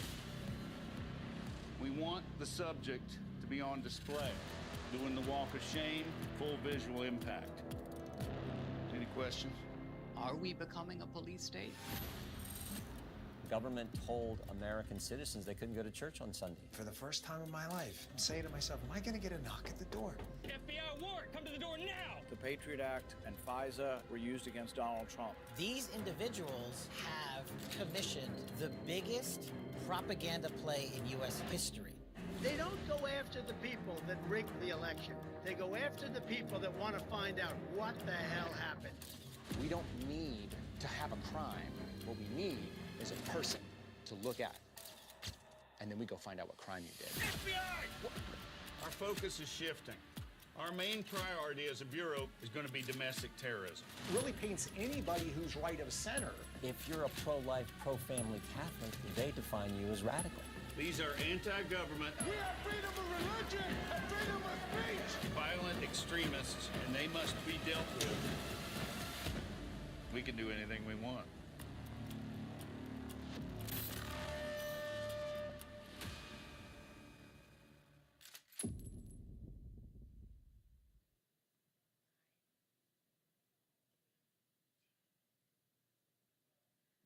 Hey everyone.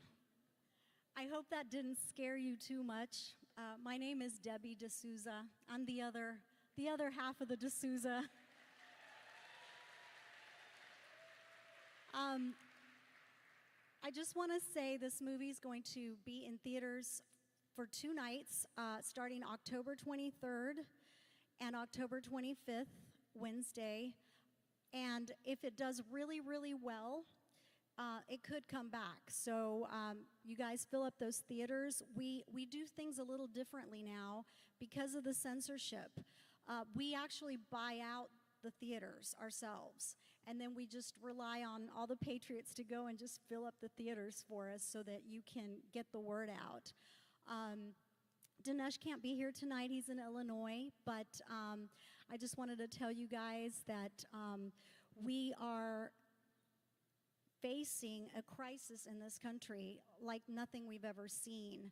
When political opponents get imprisoned or targeted for simply having a difference of opinion, that, my friends, is a police state. And they may argue, oh, you know, who's the one doing it? Who's the one behind the police state? Well, who's the one imprisoned? Who's the one getting all of the indictments? It's not Biden, right? So the Democrats definitely take part in making sure that conservatives do not have a voice. And I love seeing so many young people out here because I know that you are the future of this country and you are going to keep it from becoming a police state. I was born in a country that is now a police state. I was born in Venezuela. And I will tell you that the parallels are stunning. Everything that is happening now happened in Venezuela, and people woke up too late. So I just want to make sure that everybody understands that this is a serious problem. And when we make these movies, this is probably the 3rd movie that I've co-written, directed, and helped write with Dinesh. We do it because we feel that this is the heartbeat of what is happening in the country, and we want to get the word out. We want people to understand the circumstances. And by the way, one of the key components of a police state is election fraud. Why? Because they want to make sure that the people that win the election are the police state. So with that, I will leave you and thank you again. And please, the 23rd, guys, is a Monday, October 23rd, October 25th.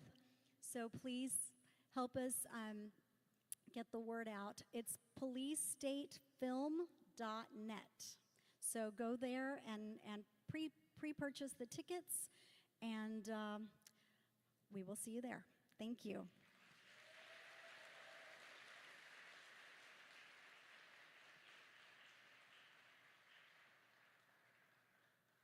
Abby, thanks so much for joining us. I think what we need to recognize is that there are walking wounded among us. Freedom is never more than one generation away from extinction. We're talking about, over 60 million babies that have died. As a therapist, I think more about the emotional consequences of this. It pits women against their own children. And of course, that's going to create a deep wound inside of them because abortion is so incredibly unnatural.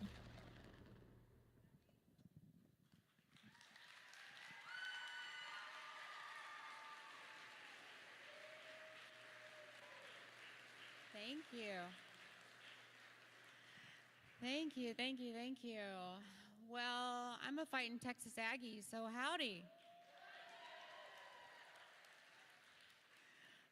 Are there any Aggies here? Like you're going to A&M right now?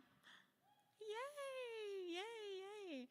Well, I'm so glad to be here with you all. I'm like the last speaker. Are you guys tired and kind of done? No, okay, well. Anyway, I don't know. I've listened to the speakers. I've listened to most of what you've heard tonight, and I might kind of give you a different take. Are you ready for that? Okay. All right. Because we're here for diversity of thought, right? So I'm up here, standing up here, looking at you, telling you, I kind of am a boss babe. I have 8 kids. I have a bachelor's degree. I have a master's degree. And I just got my doctorate.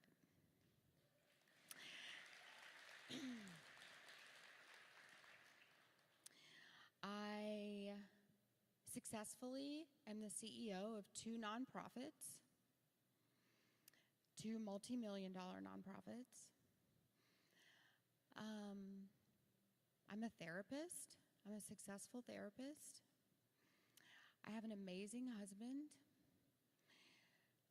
And I'm not here to tell you that you can do it all at one time, but I'm here to tell you, don't limit yourself. Because God does have an amazing plan for each of you. And He does want you to live out that plan. And your path may look different than someone else's.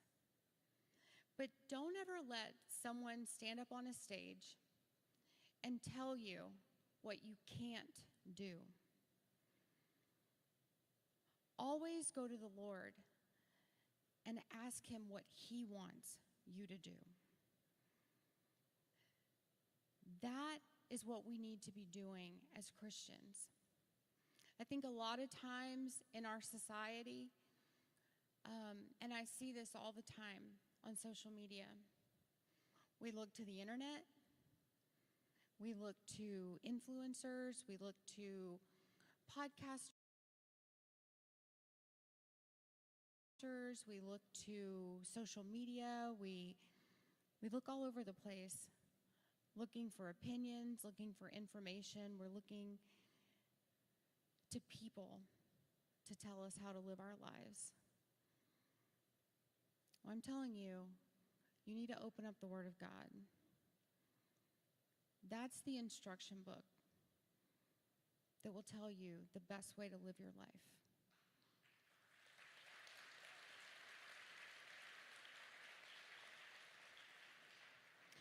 I'm not going to tell you how to live your life, but I am going to tell you the things I did in my life to hopefully help you understand the things that maybe you shouldn't do. Every single person that stood up here on this stage tonight has a dark history, and they haven't shared that with you. They've all told you how you should live your life. But I'm going to share with you some of the things that I did in my life, because I think vulnerability is important. I was raised in a Christian home, probably like many of you. And we didn't talk about abortion. We didn't really talk about social issues. When I was 20 years old, I found out I was pregnant for the first time. I remember taking that pregnancy test. I found out it was positive, so I took like, I don't know, 6 more because I thought surely that first one was wrong. And they were all positive. And I went to my boyfriend at the time, and I told him I was pregnant. And he said, "Oh, don't worry." He said, "I know what to do. I know where to take you. I've taken other girls there before." And I would really like to tell you that I looked at him and I said, "God, you're a piece of crap." Or, "Gosh, maybe we should think about having this baby. We've been doing really adult things in the bedroom, so maybe we should consider making an adult decision about the child we've created." Or I would really like to tell you that I picked up the phone and called my parents. My parents who had loved me my whole life unconditionally,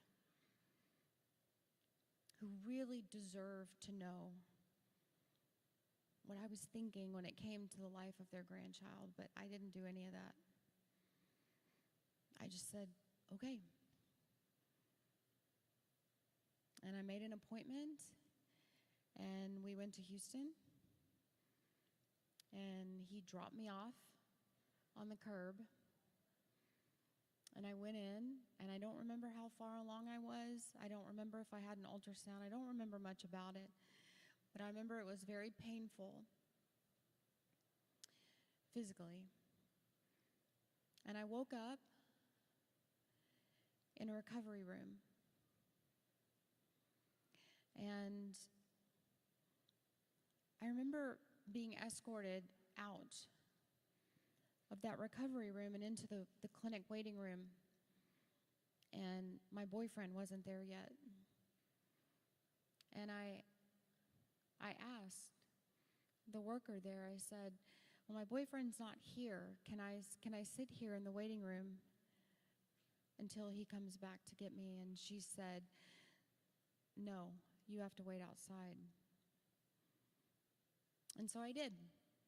So I went to wait on the curb, and he picked me up, and we rode home in silence. And I never talked about it. We never talked about it again. And I thought, okay, that's it. I had my abortion.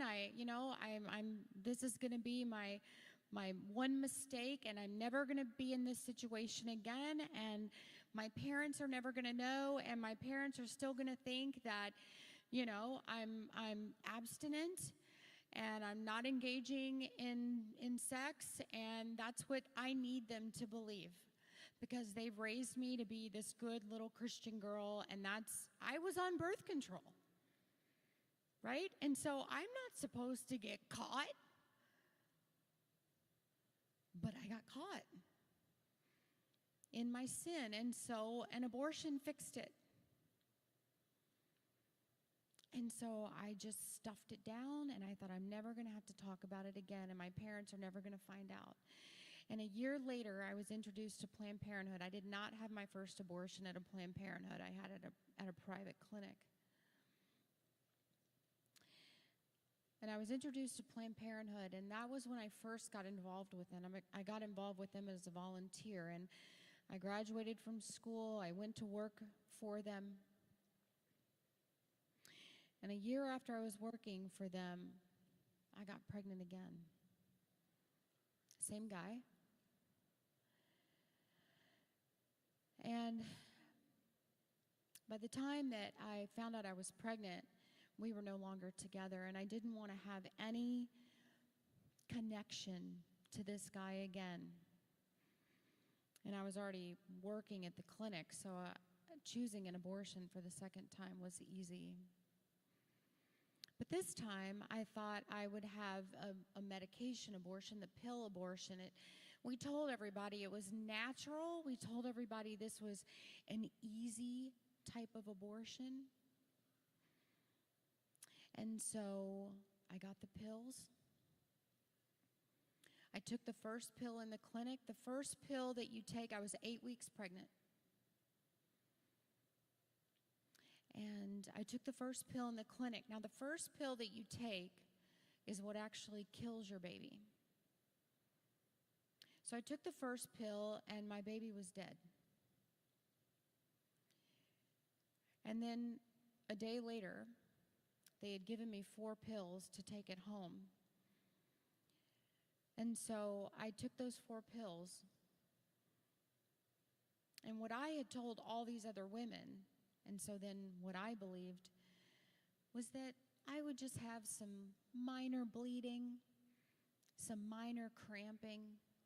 It wouldn't be any big deal, just like a period. But that's not what happened. Within about 30 minutes of taking those pills at home, I began to hemorrhage. I was bleeding profusely. I began having pain unlike anything I'd ever felt before in my life. I'd never had a baby at that time. I'd never delivered a child, so I didn't realize that the pain I was experiencing in that moment was actually labor pains, because I was about to deliver a child, a dead child. And so I made my way into the bathroom. And I was sitting on the toilet, and I was bleeding so much. And I was in so much pain. I remember I was sweating. I was hurting. I'd never had pain like that before, where I was sweating from pain. And I was in so much pain, I began to get sick. I began to get nauseous, and I began vomiting. And I thought, I need to get in the shower. Maybe if I can just get in the shower and I just have warm water pouring over me, maybe that will make me feel better. And so I did. I got in the shower, and I had this water pouring over me. And I felt this excruciating pain in my abdomen, and all of a sudden, I felt my baby come out of my body. And I heard it. I heard it hit the shower floor.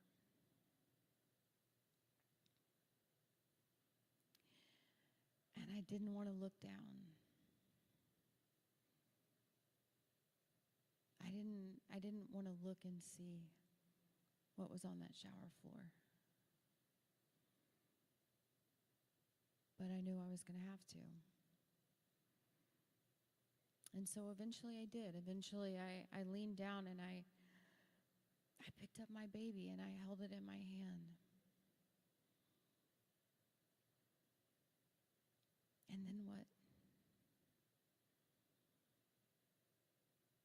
I didn't know what to do. I felt panicked. I thought, this is not supposed to happen. I didn't know I was going to be holding my child in my hand.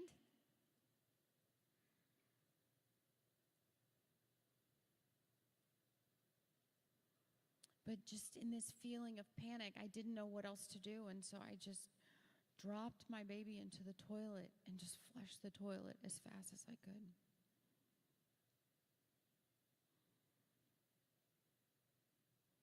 And that was it.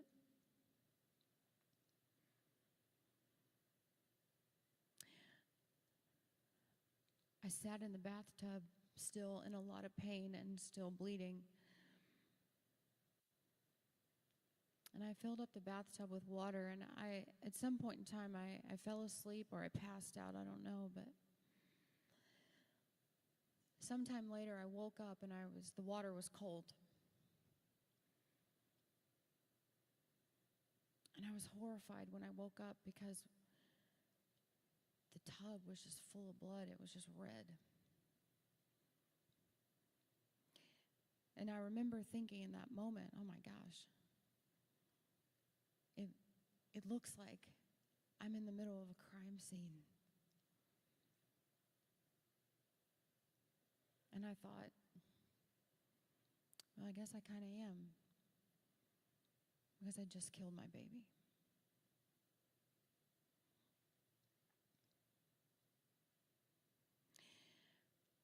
crawled out of the bathroom, crawled out of the bathtub. I laid on the bathroom floor. And I don't know how long I laid there. It was hours and hours. And I remember thinking, I'm going to die here. This is how I'm going to die. And I prayed and I prayed that it would not be my parents who found me.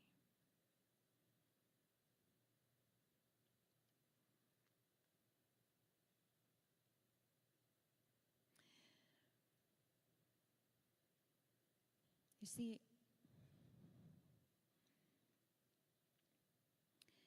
these decisions that I've made in my life,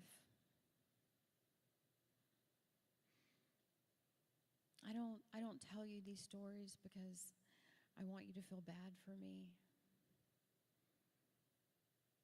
or because I want to scare you.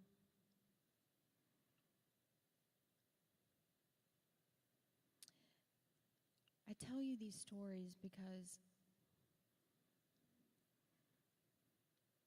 I do understand the culture that you're living in today. I do understand the pressure that you're under as a young person. I do understand that as a Christian today, as a young person who is a Christian, as a young person who believes in God, you're swimming upstream. I get that. The reason I share this with you today is to encourage you to keep being countercultural. Because, friends, you don't want this story.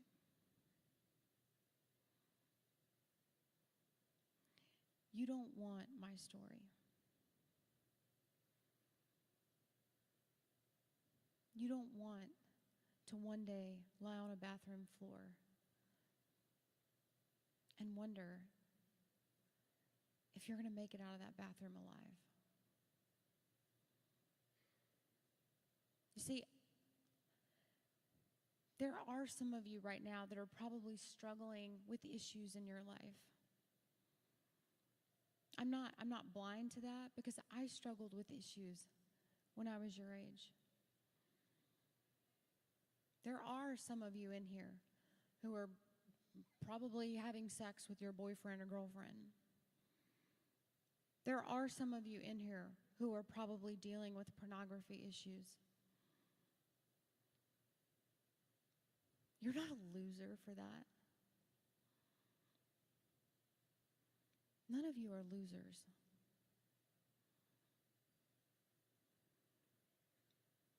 You're just sinners, like me, like every other person in here. And I'm not up here to chastise you for the struggles in your life. But I am up here to tell you that there is a very real and very loving God who can help you make a U-turn in your life.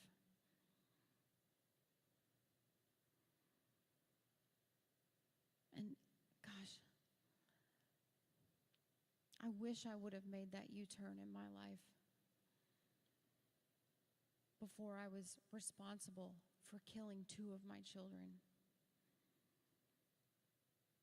Before I was responsible for working at Planned Parenthood for 8 years of my life and facilitating over 22,000 abortions.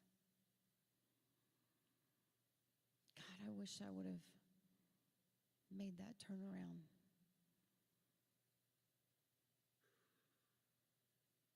I wish somebody would have spoken into my life and they would have said, Abby, it's not too late. There's something better for you.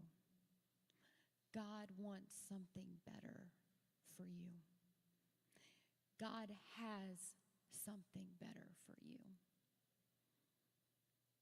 And he loves you so much. And he can take away whatever burden you're feeling in your heart. And he can forgive you for whatever sin you're struggling with. And he can make you new.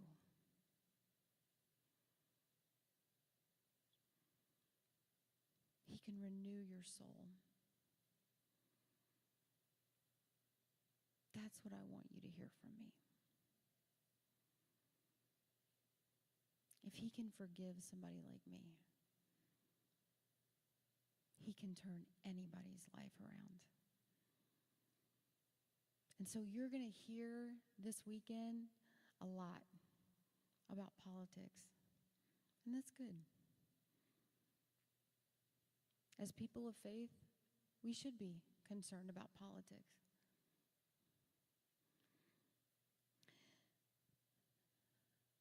But at the end of the day, it is not going to be politics that changes this culture. It is not. Politics has not ended abortion in the state of Texas. And technically, abortion is supposed to be illegal in the state of Texas. But are women still having abortions in the state of Texas? You better believe it. In fact, by every report that we have seen, abortions are at a record high here in the state of Texas, now that they've been made technically illegal. Laws are important. I'm not saying that they're not. I spoke at the Republican National Convention, for goodness sake, in 2020. I believe in laws. I believe that laws are a teacher. I believe they're important. But it will not be policy that changes this culture, friends. It will be the one true living God. And you will hear people tell you, maybe not at this conference, but throughout your life, you will hear people say to you, you know what, you need to really, in order to reach people, we really need to take on a secular perspective, a more secular perspective. Let's just talk about science. Let's not really talk about God. Let's just be more scientific. I was at a conference one time and they were talking about tabling on their campus for pro-life issues, and a girl was instructing these students, and she said, if you're wearing a cross around your neck and you're tabling, you might want to hide it underneath your shirt because we really want to appear secular. And I went up later and I stood up on that stage and I said, that's the worst advice I've ever heard in my life. And I said, if you are a Christian, if you are a believer in the one true God, then you should stand up everywhere you go and proudly proclaim that gospel. We should never, ever, ever be ashamed of God. Ever. And that is the only truth. That gospel is the only truth that will change this culture. It will not be politics. It will not be policy. And it will not be Donald Trump. It will be Jesus Christ.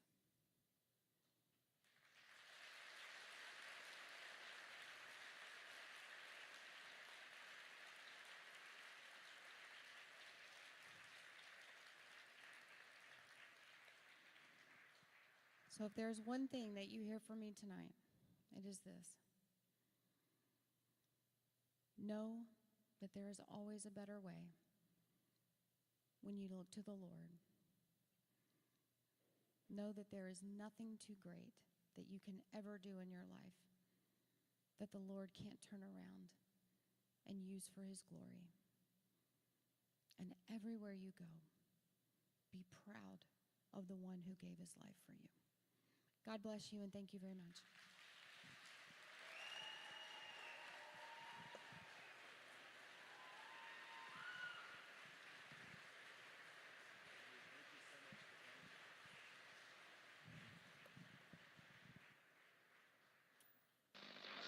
So right now, pretty much every big institutional investor in the West is guided by something called ESG. The idea is you invest your money in companies whose values align with those of the Democratic Party.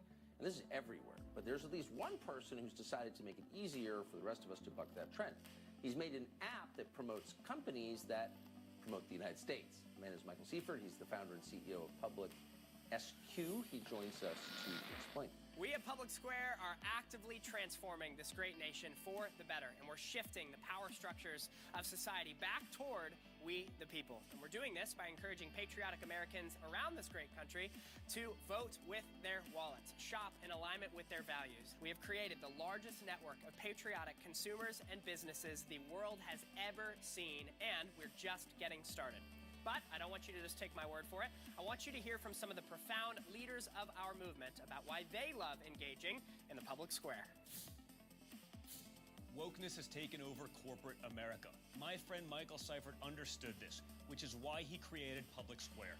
We need to, as Americans, as patriots, put our money into businesses that support our values. We can hop on Public Square, find businesses that align with our values, freedom, faith, patriotism, standing up for America first, and then that's where we shop. Public Square is where it's at, friends. The number of small businesses that have failed during the coronavirus pandemic is staggering.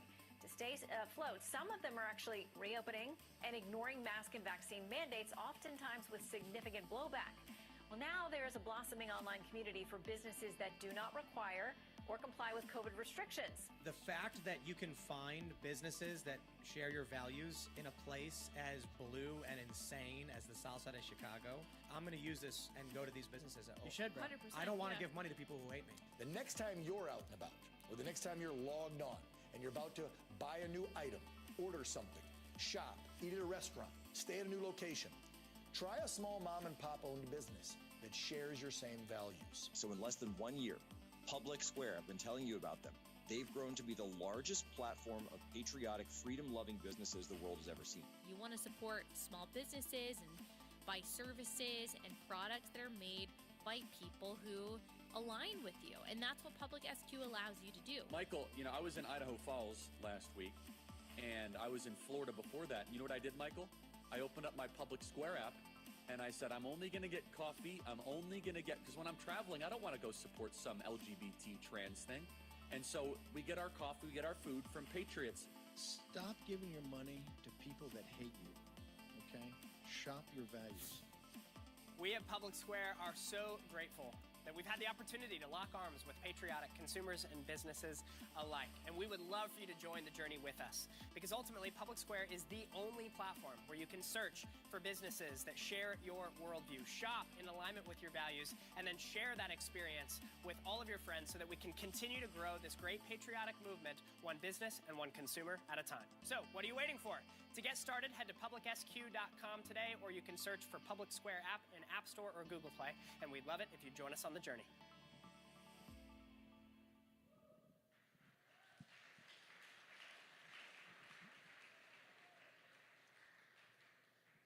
Well, thank you so much for coming to the Texas Youth Summit on the first night. We were so thrilled to have you, and we'll have a QR code up on the screen, and if anyone would like to give and to support what we're doing, we'd love to have your support.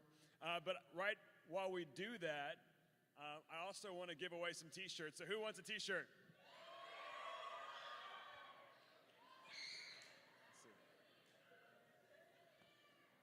All right.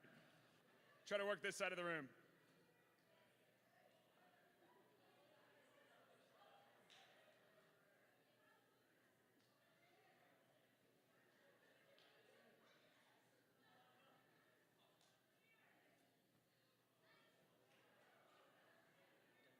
Okay.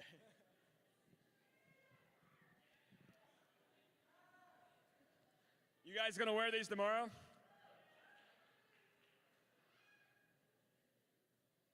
Awesome. The shirts, does everyone see what they say? Don't tread on me. Okay, we'll do one.